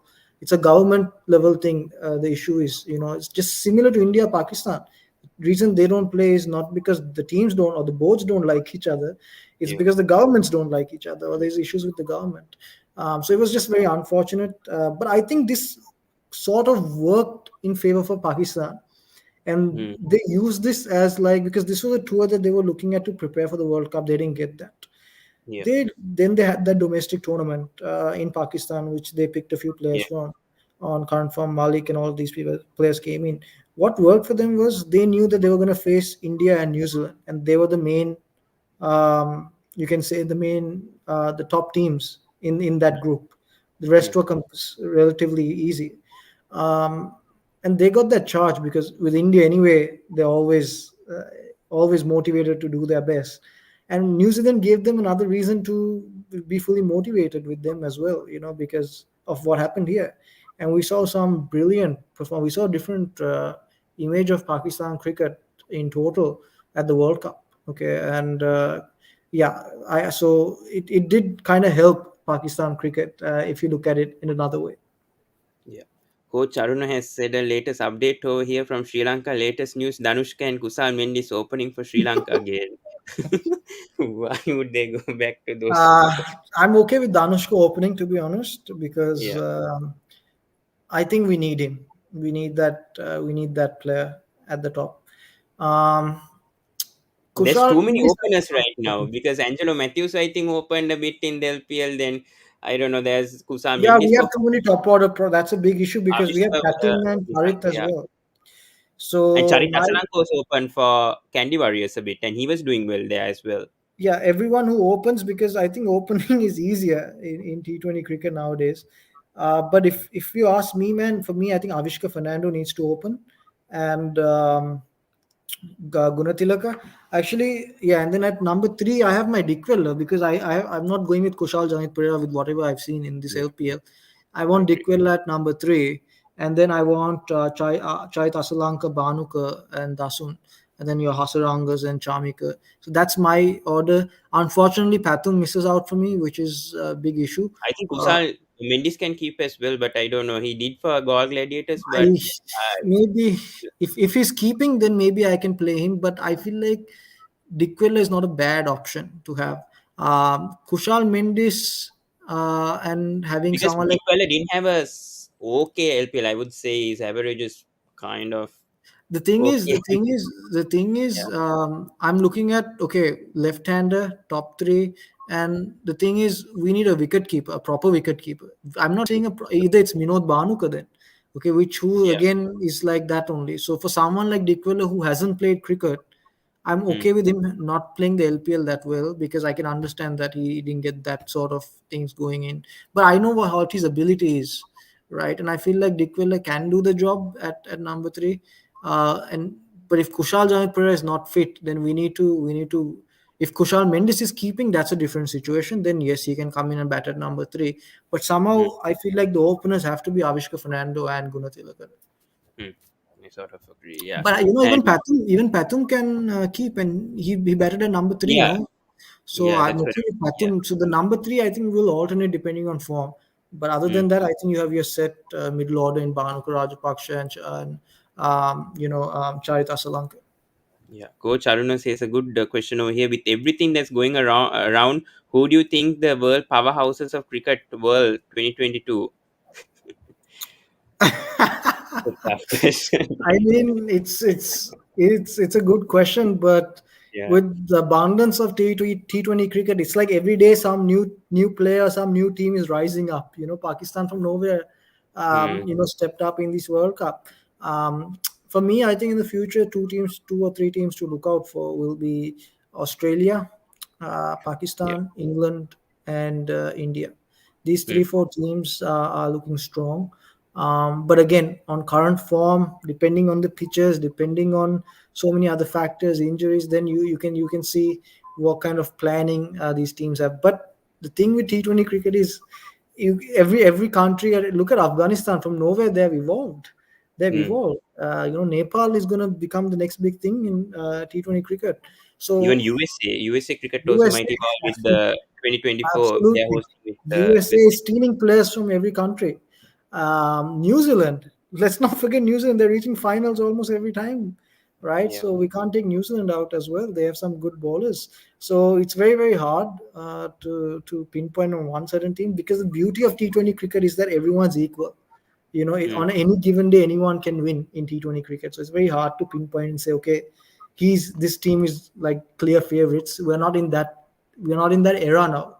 Today, even USA might beat Ireland, which happened, right? So it's very hard to predict one thing, but in terms of consistency, with whatever I'm seeing right now, it's like the teams with good domestic leagues are the ones who are doing well. If you have Australia, they have a big bash. India Hmm. has an IPL. Pakistan has a PSL. Okay, so only New Zealand is the only X factor or surprising team that's there without playing too much domestic T20 cricket. And they still do well in the 2020 World Cup as well. Yeah. So yeah. So let's go to Australia versus India. Let's quickly go through this. The Australia, actually, the 26-run winning streak in ODI cricket stopped by India women's cricket team. They had its 26-run winning streak actually, the Australia women's, and India women somehow stopped it in the third ODI. And I think the second ODI, I think Goswami's no ball, I think, costed the game, I think, for India. Otherwise, I think they would have won that as well, that match as well. So thoughts on this, and the test match also that went, the day night test, Mandana doing well. It was a drawn test.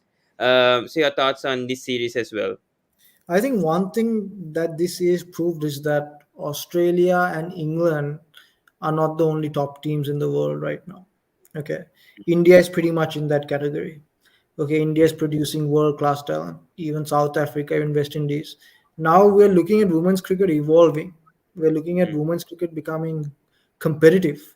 It's not only England, Australia, and these players making world records. Now we have Indians stepping up, South Africans stepping up, West Indian players stepping up as well. So in terms of that, I think this series was a good to see. It was good a representation of where women's cricket is heading. Okay. mm, Goswami has been just brilliant. We've already spoken about her. I won't say much. agree. Yes, Yeah. she messed up. She did mess up. Yeah, And but I at felt least like in the next otherwise, ODI, she somehow scored the winning runs for India in the yeah, next ODI. exactly. So Yeah. other than that, I think they would have easily won that game as well. But overall, I think if you look at Australia and Australia is still the best. Okay, in terms of talent-wise, what they have, they're Mm, still playing a brand of cricket which is very hard to match. But mm, India and England have the players to give them a good fight. Okay, mm. but overall, I think women's cricket and their games are actually more interesting than the men's cricket at times, which is Yeah. something that I saw in this series. And we saw Mandana with that brilliant innings, Mm, in the Test match yeah. setup, and then we saw what she did in the 100 as well, Yeah. right? So we're looking at players like And in the switch Big from Bash also, women's Big Bash as well. as well, the 100 T20, and put her in scoring runs there as well. So we're looking at a different evolution, a different brand, a different breed of cricket that's happening in world cricket. Mm. Not just in men's cricket but in women's cricket as well, which is very good to see. So let's move on to the IPL. Finally, that came up again in September, October. CSK winning their fourth IPL title. Delhi Capitals finished at the top, but we saw some new faces along in the IPL second leg, especially Harshad Patel becoming the emerging player of the tournament, picking up 32 wickets, then getting a chance to play later in that New Zealand series. And yeah, CSK once again powerhouses last year. They were seventh in the group stage. Fairy tale. They went back and won the IPL back again. Won their fourth IPL, and Faf du Plessis obviously being the man of the match. And yeah, winning the toss obviously mattered, and they somehow fielded first and I think KKR won the toss and fielded first, but yeah, CSK somehow combat that and won the IPL. So your thoughts on that? Yeah, on the For second leg. me, yes, CSK had like a dream season. For them to come back from last position to pretty much win the title was just amazing. Courtesy Gaikwad, a technically Yeah, sound player like, who scored a few zeros last season. People were not very sure about Gaikwad. They invested in him, and Faf du Plessis again. What a miss for South Africa he is. Both of them, and then you have in patches, Robin Uthappa step up. Okay, Suresh Raina, and bad Josh bad Hazelwood season with for the ball also really good. Josh Josh Hazelwood Hazelwood. with the ball for CSK. Yeah. Okay, someone like Imran Tahir didn't even get a chance. That's how Mm, good this side was. Okay, so overall, I'm not going to talk too much about CSK because we already know yeah. what kind of a dream run that they had. I was Yeah. very impressed with KKR, man, Mm, from true. where they were to where they finished. Okay, Seventh, I think, in the first leg, yeah, and coming all the KKR, way to the finals. Yeah. And absolutely. Aman, I know he's a KKR supporter. He's saying KKR billions to find a way into the final. Absolutely. I was very impressed with KKR, and this one player changed it for him. Just Venkatesh. like how Fakhar Zaman and Hassan Ali changed it for Pakistan in the Champions Trophy 2017. Same way, Venkatesh Iyer, man, this guy changed it completely Mm, for KKR. Okay. yeah. Opening, and he's not technically sound. That's the Mm, funny thing. If true. anyone can come to me and tell me Venkatesh Iyer is technically sound, I'll kill myself because he's not technically sound, I agree. but he has a flair, a flamboyance, and attitude of scoring runs, and the Mm, UAE conditions suit him. And not just with the bat, he can also give you two he overs with can the bowl as ball. well. Yeah. Yeah, so He, he's a perfect replacement for Hardik Pandya. He's been tried already in the middle the New order Zealand series, yeah, against the I New think in Zealand. India, So yeah. they're already looking at things like that. Very, very impressed with Venkatesh Iyer. Absolutely, he's brilliant. He's pull shot. He's very upright. Okay, you won't see him bend too much or move his head close to the ball. Not your technically textbook cricketer, but he has a method to his madness, and he's been very effective. Okay, swinging conditions, yes, he will get exposed. I won't say put Venkatesh Iyer in the Test match setup, but for T20, he and perhaps groom him as a substitute for Hardik Pandya over in the long run. I Mm, think KKR has given Indian cricket a good fine. Credit goes to Brendan McCullum for just mm, bringing him in, right away and making him open. And he was so good that KKR retained Venkatesh Iyer and not Shubman yeah. Gill, Mm, right? So that was very mm, surprising to me. yeah. Um, but I yeah, agree. overall, I think Kuldeep Yadav, bad. I think I probably think they almost didn't even need Andre Russell. He was injured Andre partly and he Russell. wasn't playing as Yeah, well. And Sunil absolutely. Narayan Sunil covering him Narayan. up. Sunil Narayan, unbelievable. I don't know how he's not in the West Indies team right now, especially the 2020. How he performed in the IPL, picking up wickets and performing the bat as well. How can you not include Sunil Narayan in the 2020 setup for West Indies? And it's just a shock. Yeah, absolutely. I mean, one thing I was going to say, Kuldeep Yadav is probably into his career. I don't know how many T20 games he's going to play because Varun Chakravarti was brilliant as Mm, well. mm, And you have a good set of spinners now in Ashwin, Washington Sundar, Chahal, and Chahar, and like a good. It's just very hard for Kuldeep, a Chinaman, to come in right now. But yeah, mm, overall, it was just a very, very good IPL. And like I feel like the IPL is a little too long. Again, I feel like it should be a little mm. short. Okay, Yeah, 1 month max, please. yeah, But the financial revenue is such that they have no choice but to go ahead with it, right? yeah. And people do like to watch the IPL, which is fine. Because of COVID, the timing is a little off, and I feel like Yes. it didn't help India to try out players at the international level. People like Harshal Patel, Venkatesh Iyer, Ishan Kishan, all these players should have got a little few more games to play for India than before just putting them in the World Cup squad. Mm. But overall, I think the IPL is what has changed Indian cricket and the brand of cricket that they're playing at the international level. And there's so many issues also with the Indian selection because Chahal was doing well in the UAE leg. Rahul Chahar didn't do well in the UAE leg. He did well in the Indian leg. Then coming with Ishan Kishan, he got a chance because he really did well in the last few matches for Mumbai Indians. He got a chance and proved everyone wrong. And that's why Yeah, I think Rohit was shifted to I number mean, three I for mean, one match. I mean, Yeah. Virat Kohli and Ravi Shastri made a statement saying that they have no control over who gets selected in the squad, which is very surprising to me because as a captain, I would want to have a say to who are the players that are going to be in my armory, right? Mm. So I feel that needs to change. A captain needs to say, okay, I need this player because I can't imagine Yuzvendra Chahal not being a part of um, India's team.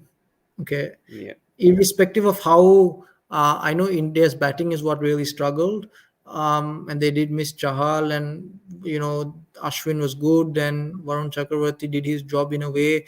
But overall, I think you can't say that Chahal is going to come and change what happened. India would have started winning because of one player, because of Chahal. Mm. But you do need a good leg spinner. And I think if you look at the best leg spinner in India right now is Yuzvendra Chahal. Simple as that. I don't care if he's quicker through the air or slower through the air and all those reasons. They can keep to themselves. But I feel like Yuzvendra Chahal is someone who India did miss, and he needs to be a regular feature going forward. Yeah. Hassan Sohail here says about Venkatesh Iyer. Venki is like Abdul Razak. No technique, but works for him. I guess Abdul Razak was something else altogether. To be honest, he was hitting Yeah. 145 Mm. kilometers per hour, and he could play shots. I Yeah. can still remember that game against South Africa.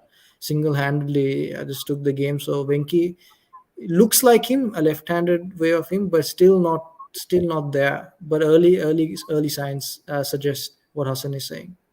Yeah. Shankar here says, Zora, my question to you. Why are leg spinners who are so successful in the shorter formats are not able to get into the team in the test matches? This is Very a good question. simple. Very Yeah. simple. If you look at the shorter formats, okay, in T20 cricket and ODI cricket, you need to have variety. Mm, You need to have a good googly. You need to have a good leg break. You need to be quicker through the air.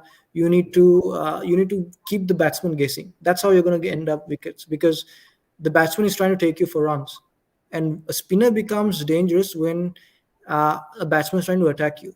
In Test cricket, the problem is not all the time batters are looking to play shots. They can easily defend you, leave you, take you for singles.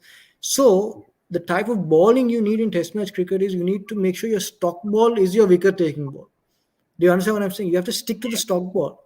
So a good example I can give you is Hasaranga. You can take mm, Hasaranga and put him in the Test match setup just because he's doing very well. But if he yeah. goes there with the mindset of bowling googlies, googlies, googlies, Agree. he's not going to be effective. He He should have needs to make variation. sure that Yeah. leg break is what's going to pick up the wickets. Just like our Pakistan has done. Yasir, they have Because I insisted think, on Yasir Shah. yeah, because I think Hasaranga used most of his googlies, especially in 2020, like Exactly. around 70 to 80%. Exactly. Yeah. So your So that's not going stock to work in test ball, cricket. if you're playing as a leg spinner to a right-hander, your stock ball needs to be the ball that will give you the wickets. And Yasir Shah has done that brilliantly for Pakistan. Other than that, I can't think of any other names in terms of leg spinners, okay, Mm, who have been successful in the recent past in test matches. We have seen off spinners in Lyon and Ashwin. Then you have your left arm spinners in Embuldenia and Praveen Jayavikrama. But other than that, the only leg spinner that I can say who has done really well at the international level is Yasir Shah. And even mm, now with Sajid Khan, the way he's bowling, mm, and the others, Norman Ali and every with the off spin. Even Pakistan is looking at an off spinner now for the test mm, setup, right? So even Yasir mm, Shah has gone down. But you have to understand, you have your T20 ODI players who are identified. Yuzvendra Chahal, Shadab Khan, these are Hasaranga, these are going to be my Adil Rashid, these are going to be my T20 players. And in Test match cricket, these are the guys who can get me wickets off the stock ball, who can flight the ball, who can, keep bowling a consistent line and length. Okay, because T20 mentality bowling is different, Test match mentality bowling is different. It's very hard to find a player who can do that in all three formats, especially when mm. you're a leg spinner. Yeah. So let's go to the 2020 World Cup. Let's go through briefly on that first round stage. Obviously, what a surprise! Namibia getting through to the main, I mean, the group stage, and Scotland defeating Bangladesh. A few of surprises happening in the round one. So your thoughts? Because Ireland, I thought Ireland will go through actually with along with Sri Lanka, but Namibia somehow, and they really impressed, especially David Weiss and Erasmus playing with a finger injury, I think, and playing throughout the tournament. So your thoughts, especially on I I mean, a yeah, on the terrible, underdogs. Yeah, terrible year for Bangladesh cricket. Right yeah, from the start, you saw the way when they lost to Scotland, you could tell, okay, they're not looking like they're going to do well in this World Cup. And the funny thing is, I think they made it uh, to the next stage of the next World Cup. No, despite a very yeah. crappy They just crappy missed it. I mean, performance. Sri Lanka just missed it Just by missed it. my points of match. I think Yeah, matches. and I think. it's just unbelievable the way Bangladesh played. I can't believe this, to be honest. And the other thing is Ireland. I'm very shocked with what is happening with Ireland because they have some match winners in Sterling, in your Bryans and Absolutely. Hectors and McBryans and I don't know Balburnies, and I don't know what went wrong for them. They have Simi Singh, who had a brilliant year, top wicket taker, made a world record as well. So I'm a Yeah. little shocked with Ireland and what they ended up producing at the international level. And they had a lot of practice, by the way. These players, maybe not exposed to the leagues, but they had Mm, players like Paul Sterling, who played a lot of cricket in a lot of leagues. So they had some players who were involved. yeah. Unfortunately, they weren't able to do that in Namibia with David Wiese coming in, JJ Smith, Couple minutes. Yeah. and Trumpelman, like Rohan says, the new ball was amazing. And yeah, they have a very very good team, and they showed it in patches that they can do decent and they can compete. And I think they just need more exposure. And Namibia, and do understand more South African cricketers are going to Namibia. So you can Yeah. see that happening as well. That Namibia will come up as a strong force in the future. I am worried for Bangladesh and their cricket, their management, for a Mm. team to win the Under-19 World Cup and perform like this at the international level. Big concerns for me. And I think right now, I think the Bangladesh under 19 is even struggling. They lost to Sri Lanka, I think, at in overseas conditions, and especially I also surprised how Bangladesh went through to the without qualifying for the next 2020 World Cup, and they're obviously doing well at home, but when it comes to overseas conditions, they terribly struggle. And thanks to the curators over there, the pictures that they make for Mirpur, tours, yeah, yeah, Mirpur especially, yeah, yeah, they need to sort that out first. They cannot be home bullies. But even these tracks, you saw what Pakistan did to Bangladesh right now in the Test series, right? yeah, So even that, when they're gonna face a good team, it's gonna be hard for them to win, even if they make flat tracks or whatever tracks that yeah, they're used to playing on. So they need to look at new players, because you take Shakib out, you take Mushfiqur out. There are two players who are looking at retirement now. Tamim Iqbal is retired. Mahabbatullah is pretty much on his way out. And then you have only these two players in Shakib, and Shakib has also said he doesn't want to play T20 and ODI cricket soon or scene like that. So I don't see. I'm seeing what Sri Lanka cricket went through for the last 4, 5, 6 years. I'm seeing mm. that that's going to happen with Bangladesh soon. Yeah, true, yeah. And let's go through round two. I know you went to watch matches, obviously, so you must be knowing the experience, especially in the semi-final and final. Obviously, brilliant performance from Australia, winning their first 2020 World Cup. And what a final, actually. I know New Zealand, they struggled a bit, especially in the second innings with the bowlers. But the semi-finals were really, really exciting to watch, especially both the semi-finals. New Zealand versus England, this first semi-final went to the wire, 54 of 4 overs, and somehow um, Darian Mitchell and especially Jimmy Neesham helping New Zealand to reach the final. And in the second semi-final, as we discussed earlier, Matthew Wade smashing three sixers, that drop catch of Yeah. Hassan Ali, and the final. Meanwhile, it was good, really good, and good year overall for Australia. Your thoughts on the second round of this 2020 World Cup, and India obviously losing to Pakistan. First time ever that happened. Pakistan beating India in a ICC tournament. Yeah. So your thoughts? Yes. Yeah, I mean, I was very, very fortunate to watch some of the best games. I was there for, I think I watched four World Cup games, India, Namibia, Yeah. and the two semifinals and the final, and Yes. all are pretty good games. Mm. Okay, and especially the semifinals. If you see, both the teams were in situations of 60 needed of like 30 balls and stuff like that, and Mm. then the team chased it down. Which is just amazing. So yeah, overall good cricket, very unexpected results. You see, it was a very unexpected T20 World Cup. You see India not making it to the semis. Who could have thought that? Okay. Yeah. And Pakistan playing the way that they did, unbeaten in the group stages. Who could have thought that? And then when they went to the semi-finals, they lost to Australia. They Yeah. maintained their poor track record against them in the playoffs. And how So, close South Africa was also, because I think 8 point. I think all yeah, three teams reached 8 points, and I feel for unfortunately South South Africa Africa.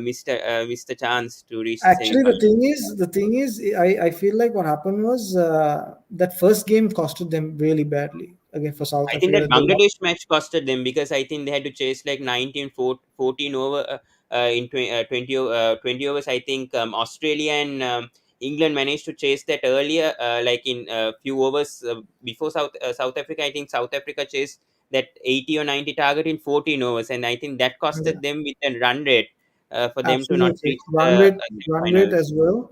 And I feel like even if you take the run rate out, I think South Africa, whatever I saw from them against Sri Lanka in Sri Lanka, I thought they Yeah. should have beaten Australia. I Mm. think they had a very good lineup to beat Australia. I mean, their lineup is full with IPL stars. Okay, so I thought they could have won that game. Unfortunately, they were not able to do that. But yeah, overall, very unexpected results. Australia winning the World Cup for the first time, which is also in UAE. Who could have thought that? Okay, Mm. and for Australian team who Justin Langer had issues, management issues. They didn't know who's going to be playing. Okay, who's the number three?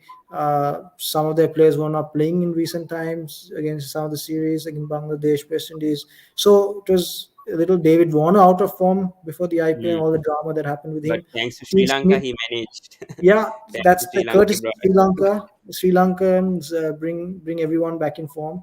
And that's exactly what we did. And ever since he's been scoring runs. So actually, England is like still blaming us only for every run that Warner scores against them.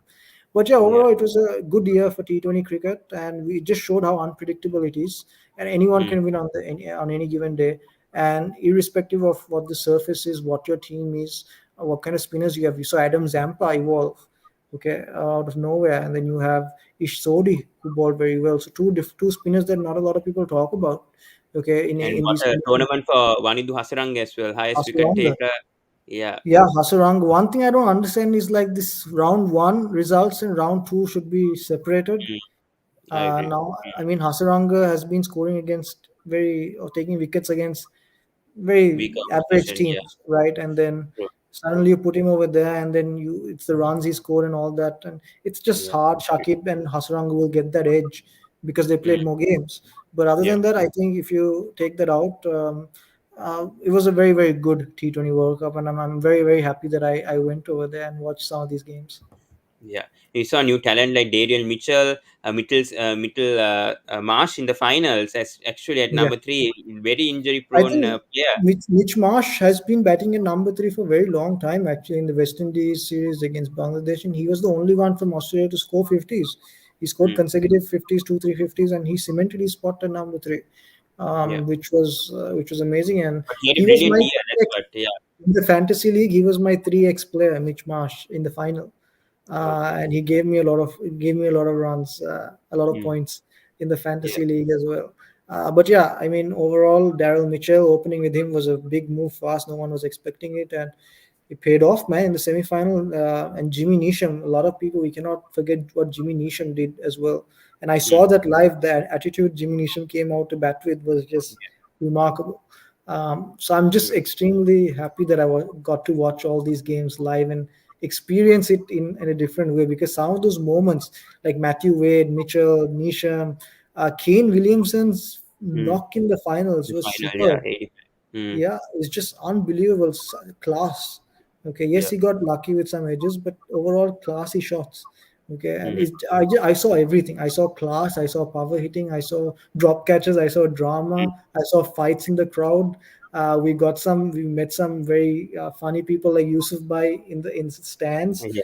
and you should check that reel out on Yeah. Instagram. Video. Yeah, I did. Yeah. So it was a very very good T20 World Cup for me personally.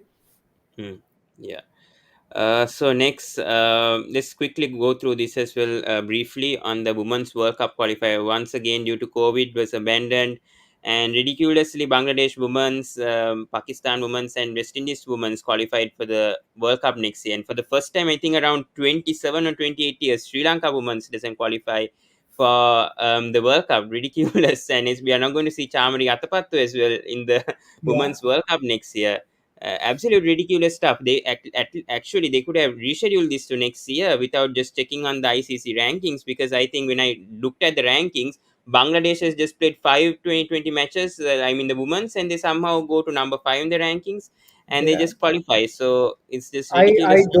don't get ICC rankings at all, man. Like I don't even trust what these players are doing.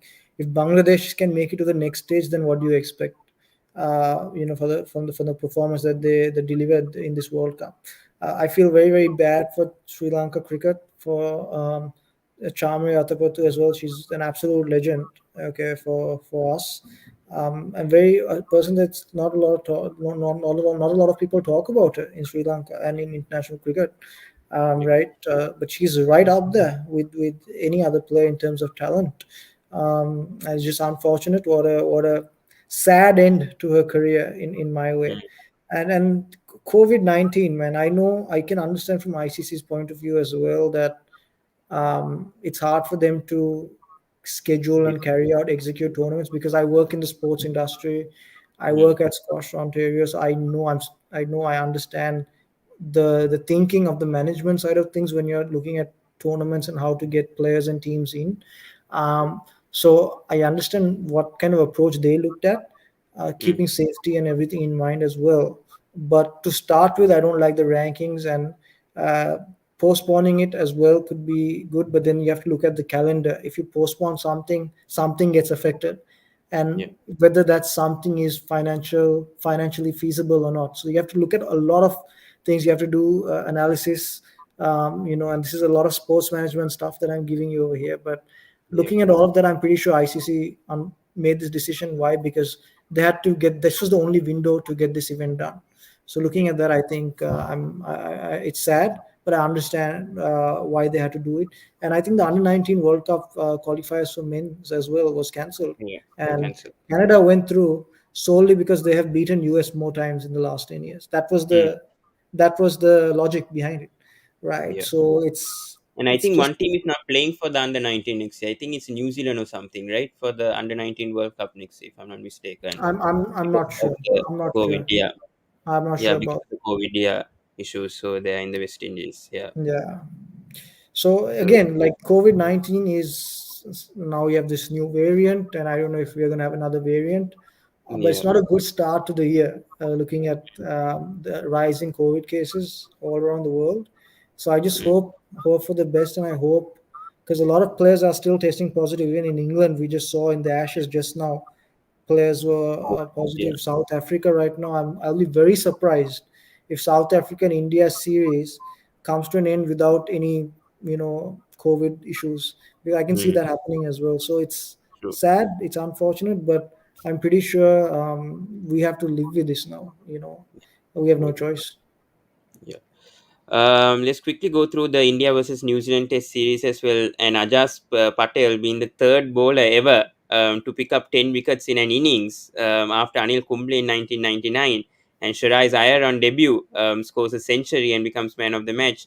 But first of all, Ajas Patel in Indian conditions, Mumbai. I know he's not a New Zealand origin, but how good was that bowling from him? Because none of the spaces, I mean, seamer fast bowlers helped Ajas Patel. And in the second innings, only Rachin Ravindran and Patel picked up those wickets. I think Patel picked up 14 wickets out of the 20.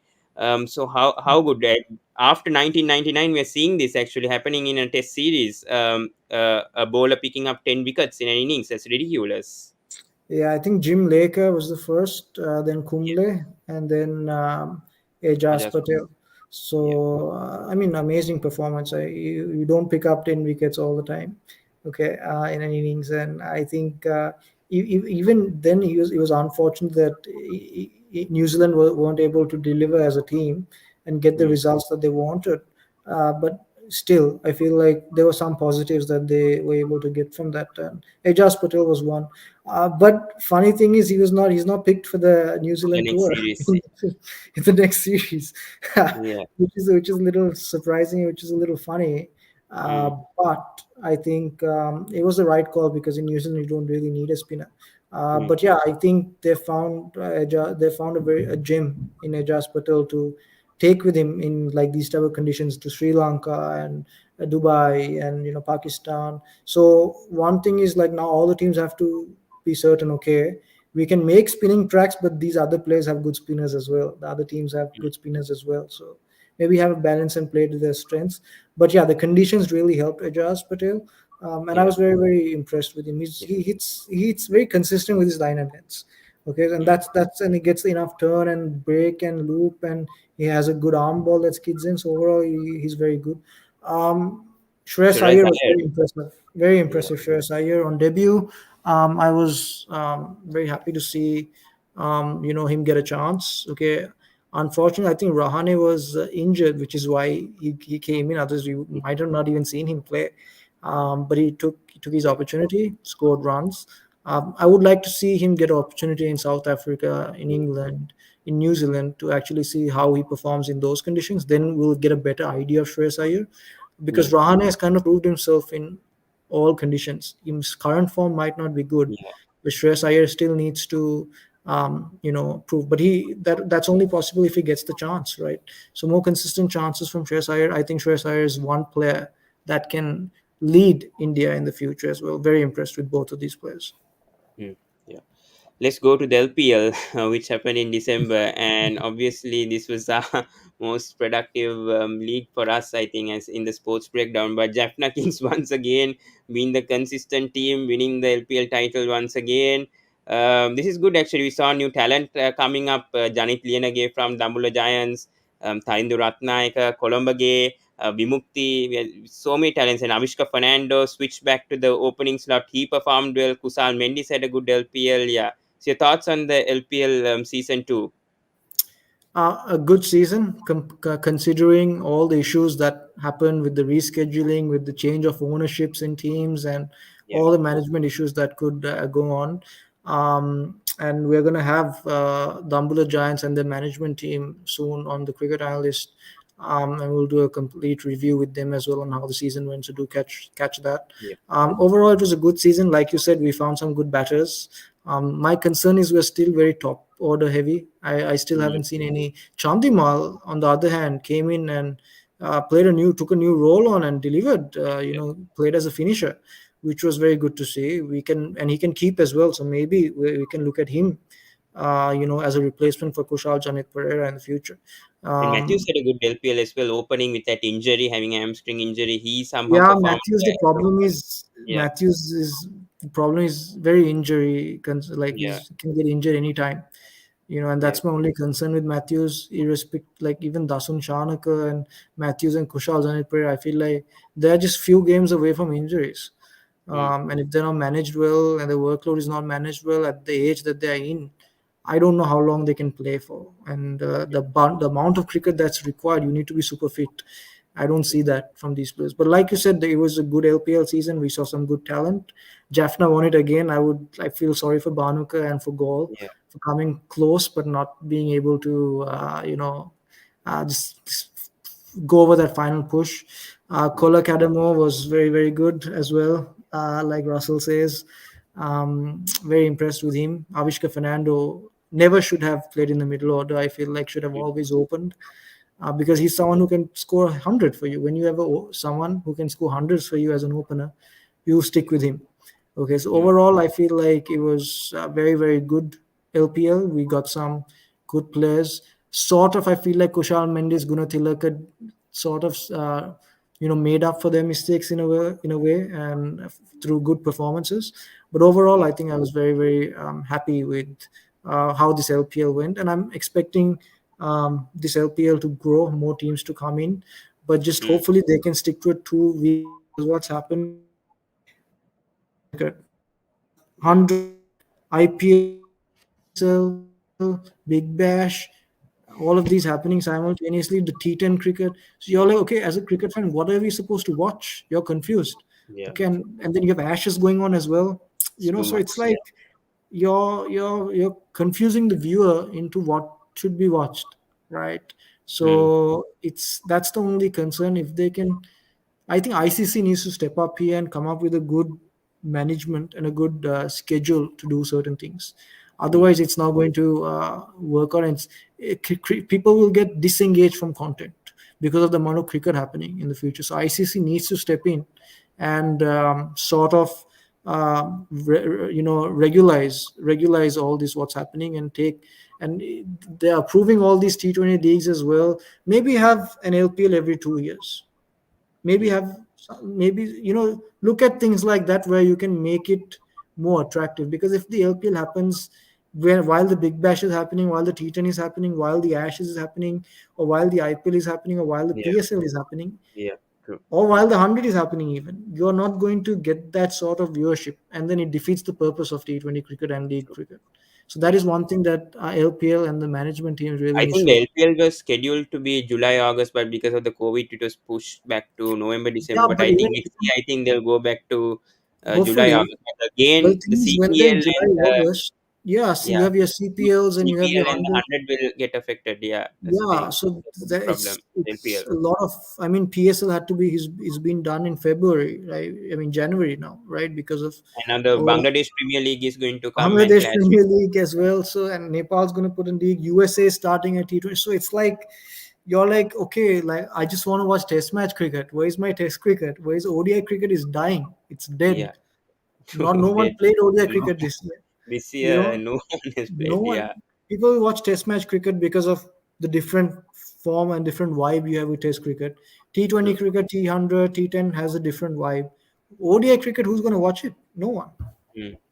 since the 2019 final, I think everyone's forgotten about No ODI one, cricket. yeah, it's just sad. COVID didn't help it, and all these T20 leagues is killing cricket in a way.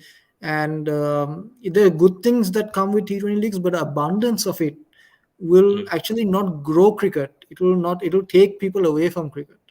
Okay, you might get new people in Sri Lanka or India or Bangladesh to watch cricket, but your regular cricket fan who's been following cricket will not watch cricket anymore if you put so much cricket on TV and you give mm, them like, okay, this so much is happening, right? T10, T20. Your test cricket is going to go down, ODI cricket is going to go down. It'll be only where they'll only play ICC Test Championship, so ODI World Cups and stuff like that. No one's going to take ICC events seriously. So ICC is pretty much killing themselves only by mm, approving all these leagues every year. yeah.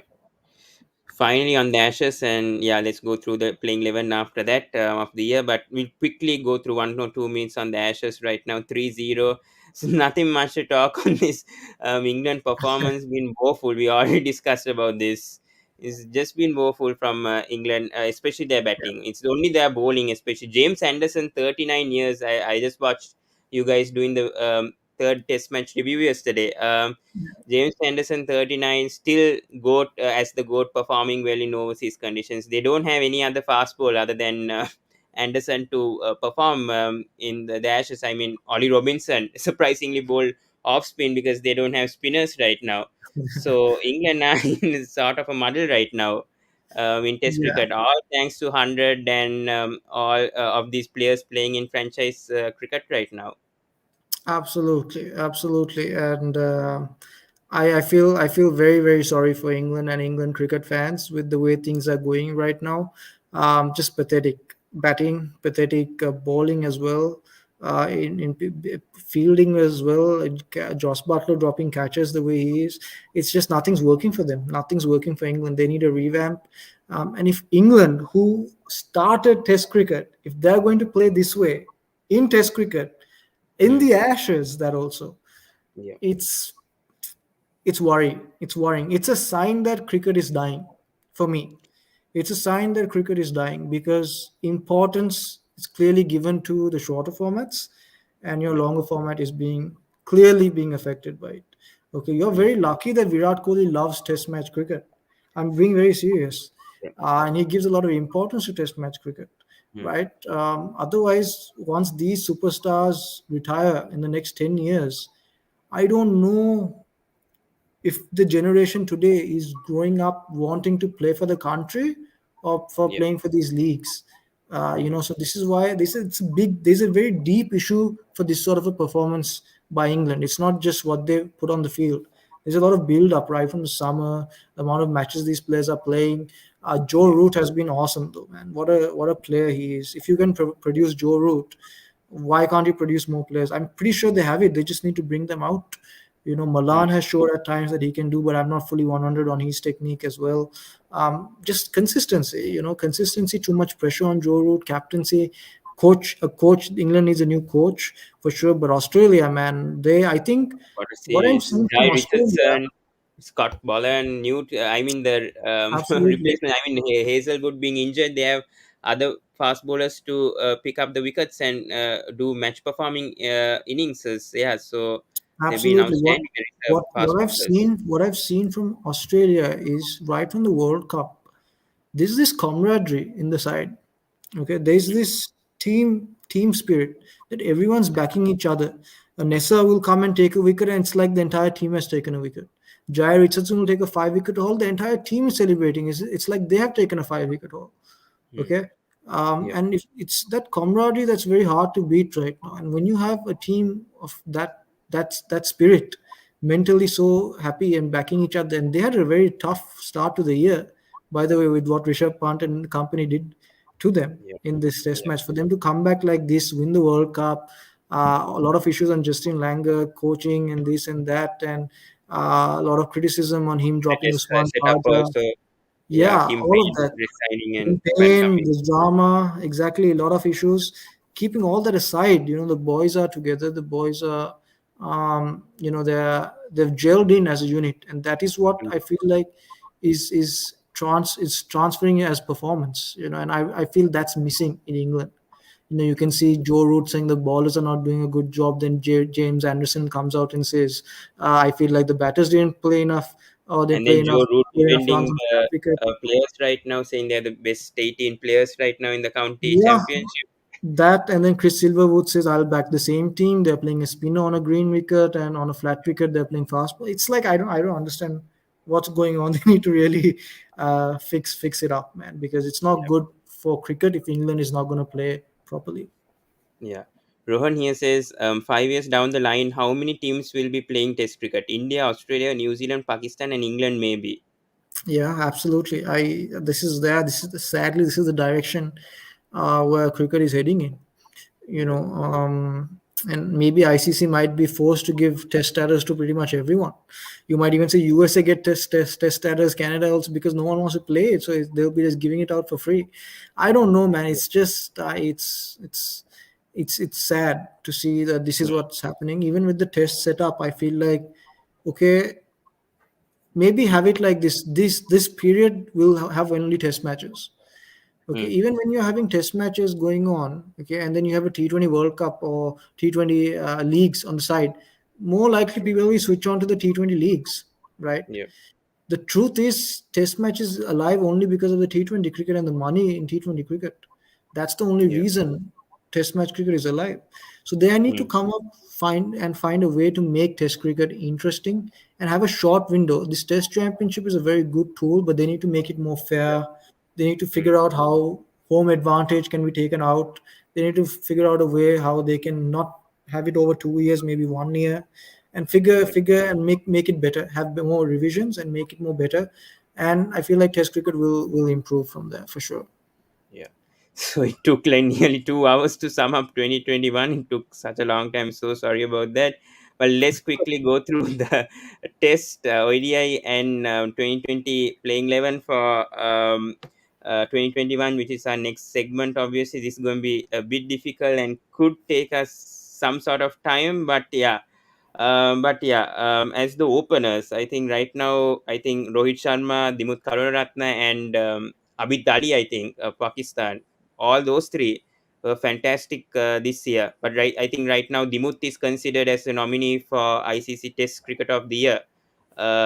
So will you stick with Rohit and Dimut, or will you go with Abid Dali in this side? Unfortunate for Abid Dali also, I think he has a I can't remember. He got a surgery, I think, He got a and heart attack. He got a yeah, heart heart attack. attack. Yeah, yeah, But yeah. apparently he's fine. Fine. Apparently he's fine now. I'm sticking with Dimut and Rohit as my two openers for year 2021. I think they did a fantastic job. Their performance speaks. I don't think we have to argue that Abid Ali was a little inconsistent to start off it, but had a brilliant tour against Bangladesh. But also in my playing 11s, I'm looking at quality sides. Who I'm not just looking at stats. I'm looking at, okay, who performed against which team, against in which conditions, against which bowlers, and what kind of averages he had. So I'm looking at all of that, and it might be a bias, it might not. So these playing 11s can always be different to each individual. So, but for Hmm. test match, I agree with you. For me, it's Dimut and Rohit. I think they had brilliant seasons Yeah. in this format. At number three right now, I feel like Kane Williamson, the captain, after delivering New Zealand to the ICC Test Championship, I think Kane might come in number three. I don't know with Joe Root, maybe he can bat at number four. But your thoughts on that number three batsman right now? Yeah, I mean, Marnus Labuschagne has made a very strong case for himself as well. Number one T20 or number one Test batter in the Yeah, world. But I feel like even Labuschagne, there's a lot of drop catches that a lot of people haven't seen. That he's been very lucky. If certain catches were taken, I don't think Labuschagne would have even scored a 50 in a lot of games. So looking yeah, at that, I'm going with Kane Williamson. I think yeah, taking what he did, as he was number one for a very long time. Very good, technically sound. He's my captain as well of this team. And Joe Root, number four. Like yeah. magical year for him. No need to talk about that. So that's my top four: Dimuth, Rohit, Kane, Root. Number I agree. five, I have Fawad Alam. I think from Pakistan. I put him at number six. I thought Pan can bat ahead with how he's performed. I'm not sure as him as a wicket keeper. Yeah, I but Fawad Alam definitely in the side for me. Yeah, for With me, I how he think Fawad Alam number five or six. That it's pretty similar yeah, for me. I've had him at number five, just to bring out a left-hander a little quickly. in Yeah. case Dimuth gets out. So I have Alam over there. And Who number will be your six, wicket? Yeah. I haven't gone Rishabh Pant actually in my test team of the year, which might Yeah. come as a surprise because of some of the amazing performances. But I feel like if you take that Australia tour out, I haven't seen that kind of innings from Rishabh Pant, especially in England. He struggled a lot. So my Mm. wicket keeper is Mohammad Rizwan. I've gone with Rizwan. I feel like Yeah. I'm as a captain, I'll be more happy knowing that Rizwan is, there. And he hasn't played too much Test cricket. But whatever Mm. I've seen, I think he still has a over 40 average. So I've Yeah. gone with Rizwan at number seven. Number six, I've gone with DDS. Okay. For me, I want DDS in at number six. I think he's been very underrated. He's performed as well, and then he gives me an off spinner role as well with the ball. So yeah, so I've gone with number five Alam, number six DDS, number seven Yeah. I thought Rizwan. Jamieson can come at number seven maybe and give that all I round. have Jamieson at number eight. I have Jamieson as number eight. I think Okay. Jamieson had a fantastic year in the Test setup, taking New Zealand to that championship, and overall he's been brilliant against England as well. I have Jamieson at eight. Yeah. Noted. Um, I have Ashwin at number nine Yeah. Sure. Definitely. as Ashwin should be the best spinner, I think, in the world right now. And then my other two fast bowlers are Cummings. From whatever I've seen so far, Pat Cummings was brilliant, and Shaheen Shah Afridi at number 11 for me. So there. I bat deep with Cummings coming at 10. But my three fast bowlers from this year, Yeah. uh, Jamieson, Cummings, Afridi, and my spinners are Ashwin and DDS and Fawad Alam if required. But Yeah. that's my test lineup. And number 12, man, my 12th man is Jason Holt. I don't know if you agree with me on that or not. I've gone with Anderson actually instead of Cummins. I've gone with Afridi, Shine Shah, Afridi, Anderson, and my and Jamieson as my fast bowlers, and Ashwin and Alam as my Anderson spinners. makes Yeah, a very good case as well. He's been very good yeah, this year. My only concern with Anderson was that outside this setup, I'm not sure outside England how effective James Anderson will be. yeah. But overall, yeah, he's I'm completely okay with having James Anderson instead of Pat Cummings, And which is also as my spinners, I've gone either Ramesh Mendis or Aksha Patel. I'm not sure. Ramesh Mendis made a case, I think, in Sri Lankan conditions, especially in that hmm. West Indies test. So I've kind Yeah. of I gone with mean, two spinners over there. Yeah, the thing is, if you look at ranking right now, it's very difficult to check because bowlers are changing as per conditions. Okay, but if I have to look at like the Test Championship setup, it's going to be in England. yeah, Take spin conditions out. Who are the bowlers that who can play in all conditions and who has performed well? So I feel like Afridi has done a really good job in flat wickets. Okay, yeah, Pat Cummings has been brilliant as well. And I feel like Ashwin can bowl in any conditions. It's just sad that he didn't get an opportunity in England.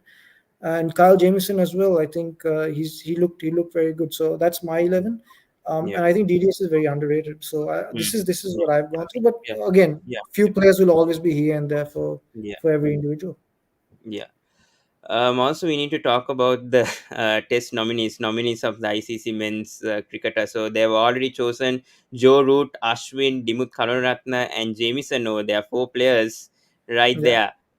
But I can't. I just have to go with Joe Root with the year he has. He has. There's no doubt. You know, I hope you. Do you have any other choices, or you'll Joe stick with Root. Root?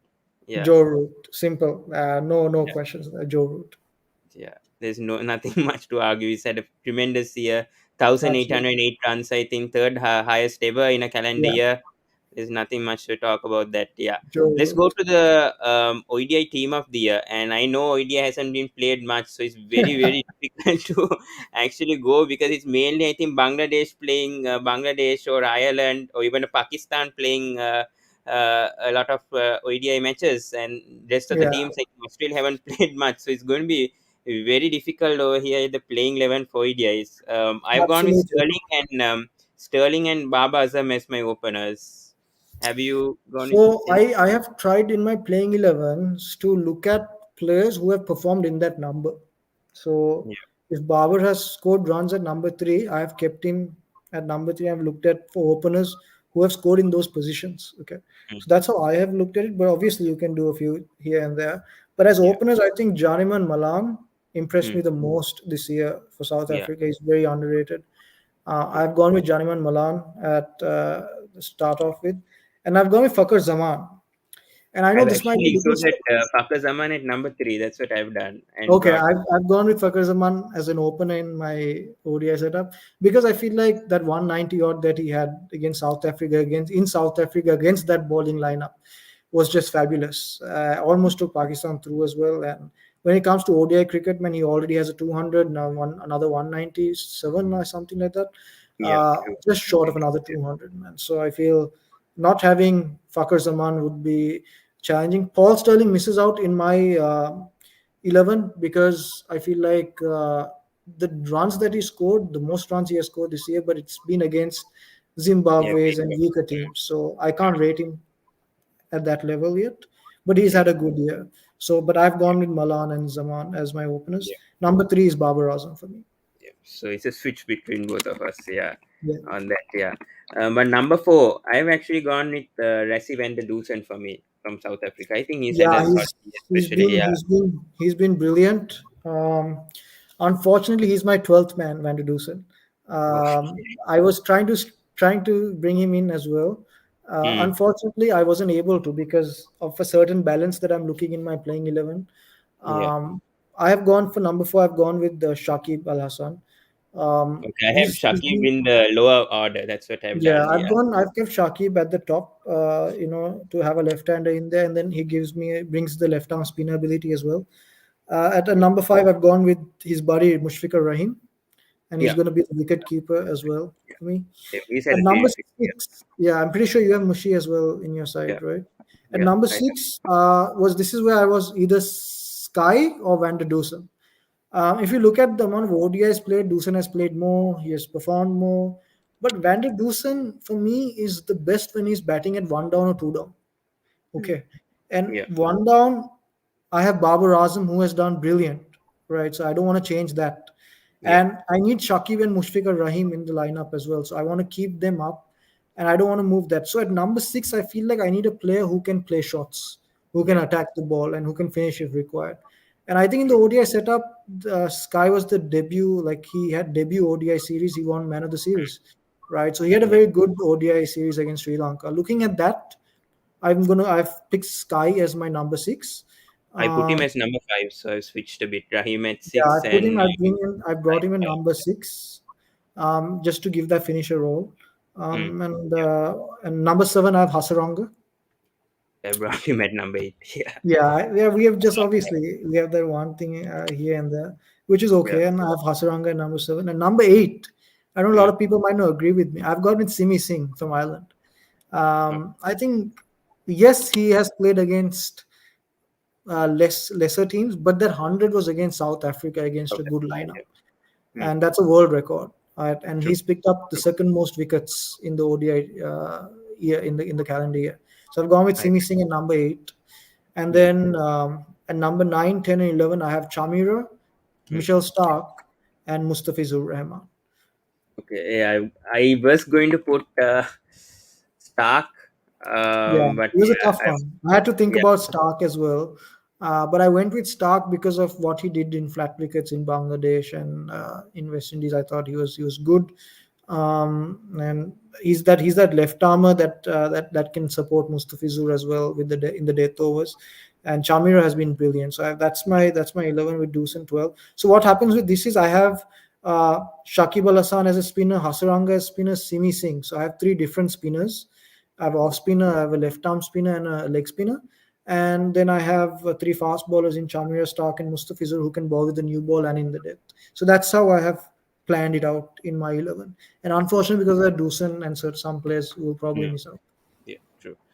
Cricket Tashan says Mushfiqur Rahim is the most underrated keeper. He has been excellent in the Sri Lanka series. Was excellent, especially sweeps. Yeah, Yeah, he's been yeah, absolutely. Mushi had a especially very good season, and I'm going to be very excited to see how Bangladesh performs without Mushfiqur and Shakib. That's when the real test will be. true. Yeah, and Rohan here says Janeman Malan in ODI 11 scored 3 tons. 11 Yeah, matches, scored 3 runs. Yeah, I mean, he's fantastic, man. I don't understand why he wasn't picked in the T20 setup. They have their own colors and all their yeah, reasons of all of that. But overall, I think I was very impressed with Johnnyman Malan. He's the next big thing in international cricket, in my opinion. yeah. Let's go to the 2020 now, because that's been the most viewed and most played, I think, for all teams this year. Yeah, This is going to be tough here, the 2020 playing 11 for 2021. I can't go with the Pakistan, do I have to go with them, Rizwan and Baba opening. There's no absolutely, better game. There's no better way to start, because absolutely. those two, I have the same openers as well. I think it's they very had an obvious. outstanding year for both of them. 2,000 runs for Rizwan. Baba has 1,800 runs in 2021. Too good, too good. Ridiculous, Too good, too ridiculous good. year. They've changed Pakistan cricket, like I think 550 plus partnerships, 700 plus partnerships. It's just they're carrying the team right now. You don't need any other batters. Yeah. Unfortunately, Warner misses out. He had a pretty good 2020 World Cup, but I mean, if can't. you I look at the can't. Yeah, T20, I have taken IPL, I've taken international cricket, I've taken everything together. Looking at that, Warner has been brilliant in the World Cup and yeah, post that. But yeah. I feel like for me, Warner misses out as well. And will And Baba be captaining your side, yeah, or? Babar is captaining my side, and my wicket keeper is Rizwan. So number three, I've gone with Mitchell Marsh, because he's had a pretty good Yeah, he's been the most 2021 in the impressive. West Indies, yeah, West Indies tour, and yeah, he's been pretty good. So I I can't have have. gone with Mitch Marsh as well. I mean, he's been very impressive. He can bowl a few overs for me. He can bat at number three, and like completely just change a game single handedly. You know, he's Mm, not your regular number three who will come and rotate, strike and stuff. He'll go for shots, and he's very consistent. That when he has the game to rotate, strike as well, depending on the pitch, the conditions, he can adapt himself. So Mitch Marsh for me at number three as well. yeah. Number four, I've gone with Josh Butler. I put him down a bit, and he'll be my wicket keeper. It's a bit of strange. I would like Josh Butler to open, but I feel like Josh Butler had a good year with England, especially in the 2020 World Cup, scoring 100. I know it's not the position that he's going to bat, but Yeah. I've gone with Butler at number Yeah, four, I which mean, is 100. Yeah, fair enough. The way I've made this team is like I've picked people who have scored runs in that position, the position. Yeah, I or agree. maybe one or two up or down. That's okay. Yeah, But I've gone with Aiden Markram at number four. I think mm, he has been very impressive. For me, he got into the IPL also. He did well against Sri Lanka, World Cup mm, as well. He scored a lot of runs and carried South Africa's batting. For me, yeah, he can ball as well. 2 overs with the ball as well. So he gives me a off spin option as well. So I've yeah. gone with Markram at number four. Number five, I have my Glenn Charita Maxwell. Salanka. You have Charit Asalanka? Yeah, I have Charita Salanka at number five. Interesting. A good pick. He stood out as well. To be honest, in the World Cup as well, one of the highest run getters. Mm, For me, I think Maxwell. I have to pick Maxwell because 550s. In the IPL, a game changer kind of a player. Again, he mm, can ball few overs for me. And I think that position is pretty perfect for him because he batted for that number for Australia as well. Um, yeah.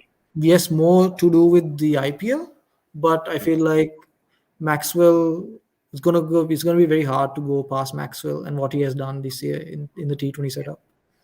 Number six was a bit difficult for me to choose. That was the sort of a headache for me. But I've gone with David Miller, especially that impact he did against Sri Lanka under 25. I'll never forget that that innings. Sri Lanka could have won that match, but David Miller, that innings for me was special for South Africa as well. So it's an unusual pick, but I've chosen Miller as number six for that impact he did. I've gone with Hasaranga at number six. I'm promoting it up a little bit. I feel like he's someone who can attack the ball, hit the ball. He scored a lot of runs as well, 50s as well. So I have Hasaranga coming at number six. I don't have David Miller. I've gone with Asif Ali at number seven. Um, I think what he has done in the PSL for Pakistan against New Zealand as well, and finished games against Afghanistan.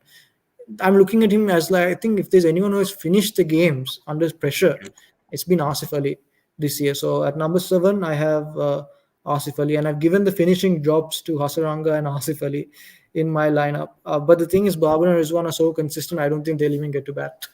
Hmm, true. And I've gone with Hazelwood and Zampa as my number 8 and number 9. Hazelwood has had a fantastic year, especially with CSK and in the 2020 World Cup for Australian UAE conditions, especially he's adapted so well, bowling those slower deliveries. I can't go through that. And Zampa, he was not even picked for RCB in the second leg in that IPL, but performing well for Australia once again in the 2020 World Cup. I thought he deserved the man of the series as well instead of Warner with the impact that he did. Unfortunately, he missed out, but I can't go past those two as my number 8 and So I, number 9. I unfortunately Zampa misses out for me, even though he had a brilliant year. But the thing is, I can't have two leg spinners in my playing 11. If I have Wanindu Hasaranga already, I want a different variety in my 11. So I have gone with Tabriz Shamsi in my 11. Chinaman, different. He was the number one T20 bowler at one point as well. So I was very impressed with what he did, especially with the art of left arm spinners and Chinaman's dying. Actually, for Shamsi to come and bring that back to life was very good to see. My three fast bowlers are Nokia. I think he had a Yeah, brilliant year. I picked him. Shaheen Shah Afridi, and Josh Hazelwood. So these three are my Yeah, paces. So I have a yeah, leg spinner, I have I have an off spinner in Maxwell and Markram, and I have Mitch Marsh, true. and then I have my three fast bowlers as well. I've gone with the same as well. Yeah, And for me, I think Bolt misses out a bit. I would feel he's my 12th man. He missed out a bit. He did well for New Zealand. He's not. even David Malan, he's my 12th man as well. Malan, I feel like Yeah, uh, he could have easily batted number three. He played a lot of runs. He scored a lot of runs. Devon Conway, some mentions, but this is the thing with T20 cricket. mm, There's so many performers because there's so much of T20 cricket. It's very hard to pick one. yeah, But from whatever I've seen under pressure, I feel like this 11 would have a variety. A variety that would um, help win a game. And like as a captain, if you have this variety, you'll be comfortable to rotate bowlers around and stuff like that. true. Yeah. So on to the nominees of the 2020 Cricketer of the Year. So there's Josh Butler over there, Wanindu Hasaranga, Mitchell Marsh, and Rizwan over there selected by ICC. I have to go with Rizwan this year. He's had a Rizwan, magnificent year. Rizwan, no, 2,000 no doubt. runs, no doubt. I think he'll be the ICC Cricketer of the Year also with how he's performed. Absolutely, absolutely. I Yeah, mean, this guy was sick in the World Cup semi-final. He yeah, wasn't the able to ICC, breathe, yeah, and coming and playing like that in the semi-final. No, come on, man, Rizwan, no yeah. doubt. Yeah, this one, no doubt. I just have no doubt about that. Now, this is the thing for the women's ODI in 2020. I've only prepared for the ODI. It's going to be difficult for me to do this. Yeah, Been watching women's cricket, but yeah, it's going to be a bit tough. But yeah, let's quickly go through the women's as well a bit on the ODI. For me, my openers will be Lizelle Lee and Tammy Beaumont as my openers. Um, I've gone with Rizal Lee and okay. Why don't you give me your playing 11 and then I'll just state mine. Yeah. So Lizelle V and Beaumont as my openers. Bulbot comes at number 3. She's opener, but I brought her one down. I made a few changes. Mithali Raj comes at 4. She's not going to be my captain actually. Unfortunately, she could have, but not. Dottin at number 5. Heather Knight is my captain at number 6. Haley Matthews, I think she bats a bit at the. She can open as well and bat in the middle order. So at number 5. But I've still brought her at number 7. I brought Fatima Sani. She's had a fabulous year for Pakistan women. So I brought her in the squad. A good spinner. Goswami has to be there. Jonathan from Australia and Catherine Brunt. So that's my playing 11. Interesting. I have some different names there. So let's. I'm just saying, let's combine this as a ODI and T20 together. Sort of. It's going to Yeah, be hard to pick yeah, because some players don't play the T20. It's yeah. hard. But let's. I've gone with Lizelle Lee, Alisa Healy, and Healy has the gloves for me as well. These are two. These are my openers. Tammy Beaumont, I'm bringing her at number 3.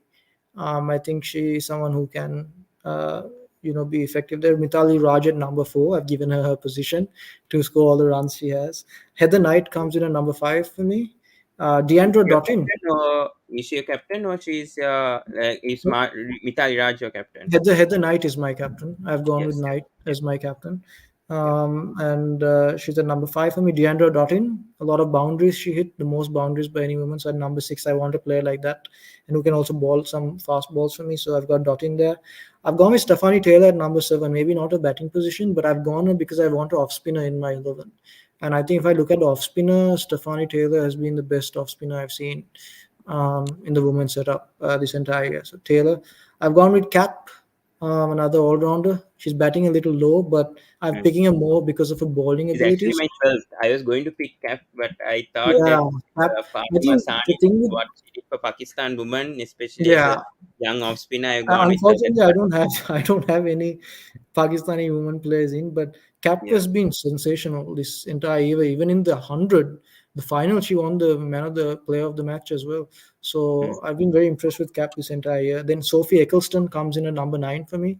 The best spinner in women's cricket right now, Sophie Eccleston. Simple as that in all formats. Yeah. And then number 10 and 11, I have Shabnam Ismail and Julian Goswami, who will give me good pace, good outswings. And so I have a decent balance of spinners in Stephanie Taylor, Eccleston, and some fast bowlers in Dottin, Cap, Ismail, and Goswami. So that's my women's ODI and T20 combined playing 11 of the year.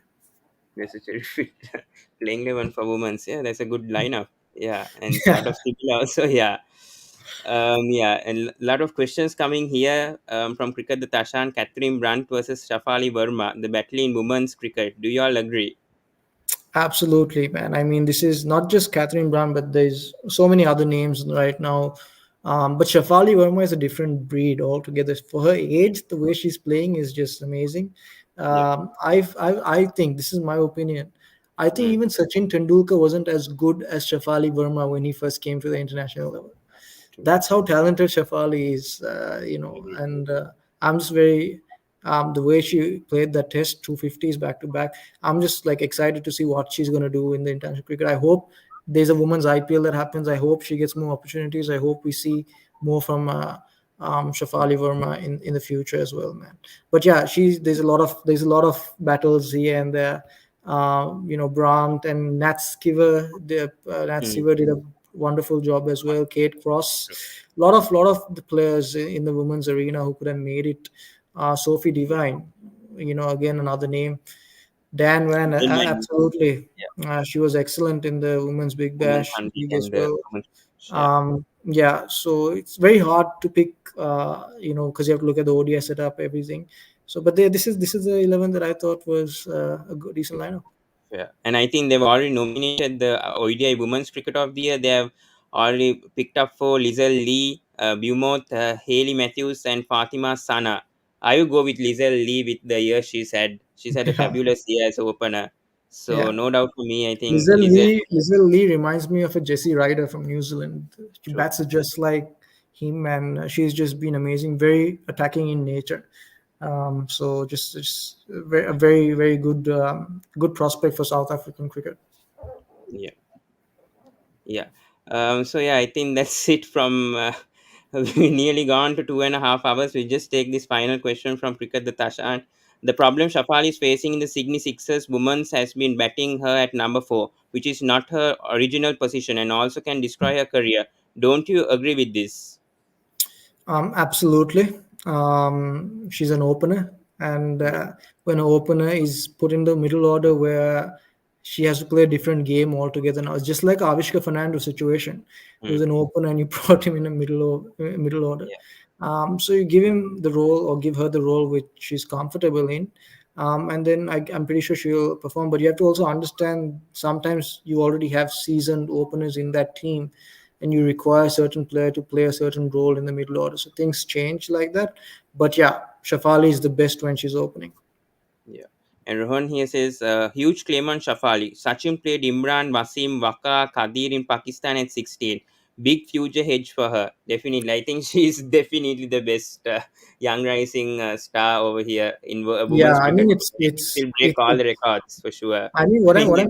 what I'm trying to say is that yes, Sachin was up against a very tough side in international cricket when he was 16 when he debuted. Um, but if you look at Shafal, he didn't score runs against them. Is Hmm. what I'm trying to True. say.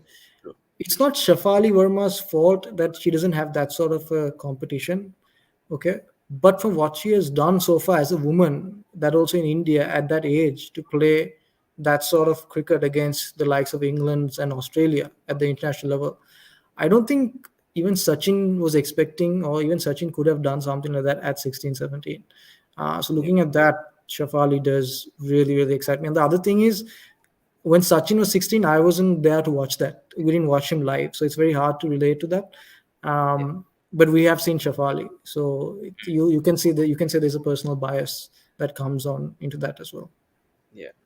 So that's it. I think we we went like nearly 2.5 hours, but it was worth it wrapping up a 2021 cricket in review. And thank you so much, Zoraiz, once again for taking your time. I know it was we took so long to review 2021 and doing the playing 11 as well.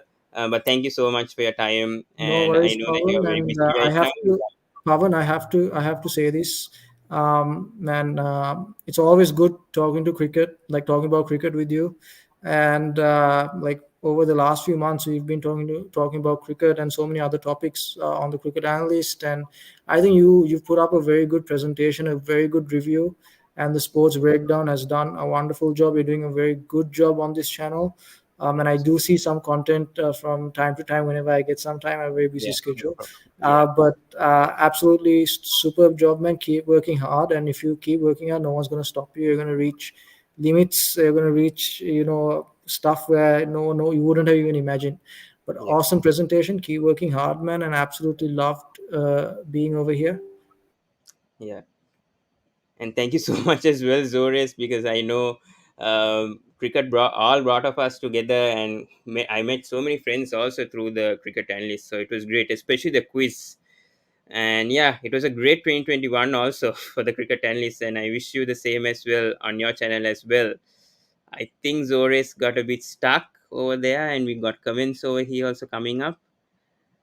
Um, think something up with Zoris. Kohli, why is he chasing balls outside off stump? We already took that comment, the direct hit. We already took that comment on Kohli earlier. Aryan, we already did that. We already, Zoris already answered to that question, and I think Zoris is stuck a bit. So we'll end things. Thank you so much, guys. This was the wrap up of 2021 Cricket in Review. Unfortunately, Zoris is not on the screen. Something's gone wrong because this has been a long session. But thank you so much. Thank you so much to everyone who's viewing right now. 5 views. Definitely, I took that question directly. Just watch the replay on that. We'll end things very tiring over here. I might have to divide the video of this playing 11 of what we spoke in another video after this. But it was great speaking with Zoris from the Cricket Analyst, and I hope he comes back to the sports breakdown once again in the future, because he has a very busy schedule and he's handling a YouTube channel. So I found it difficult also to bring him along.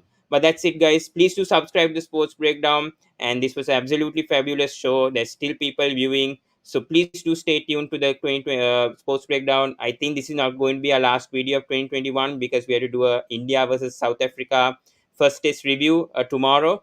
So that will be our last video of 2021. But this has been a fabulous year of cricket, fabulous year for our channel as well as Sports Breakdown, but brilliant year for cricket, especially 2020 cricket and test. I know ODI cricket is dying a bit. I hope that it will revitalize, especially with the ICC World Cup coming up in 2023. So 2022 might be sort of active year for ODI cricket, but definitely a brilliant year, especially for 2020 cricket. And yeah, next year with the IPL teams coming up, the two new teams coming up. Yeah, no problem, Zoris. Yeah, yeah. Thank you. Yeah. So we'll end things, guys. So thank you so much. I understand that even my battery is dying. So see you in the next video, guys. Thank you so much, and thank you. Yeah. Goodbye, guys, and stay safe. And please do subscribe to this Cricket Analyst. They're doing a fabulous job. Rukaya, Zores, Rukaya, Viren, Hassan. Rusheb, I think. I can't remember the names. Yeah. Yeah. So those five, even Hari. So do check them out as well. So thank you so much, guys, and see you in the next video.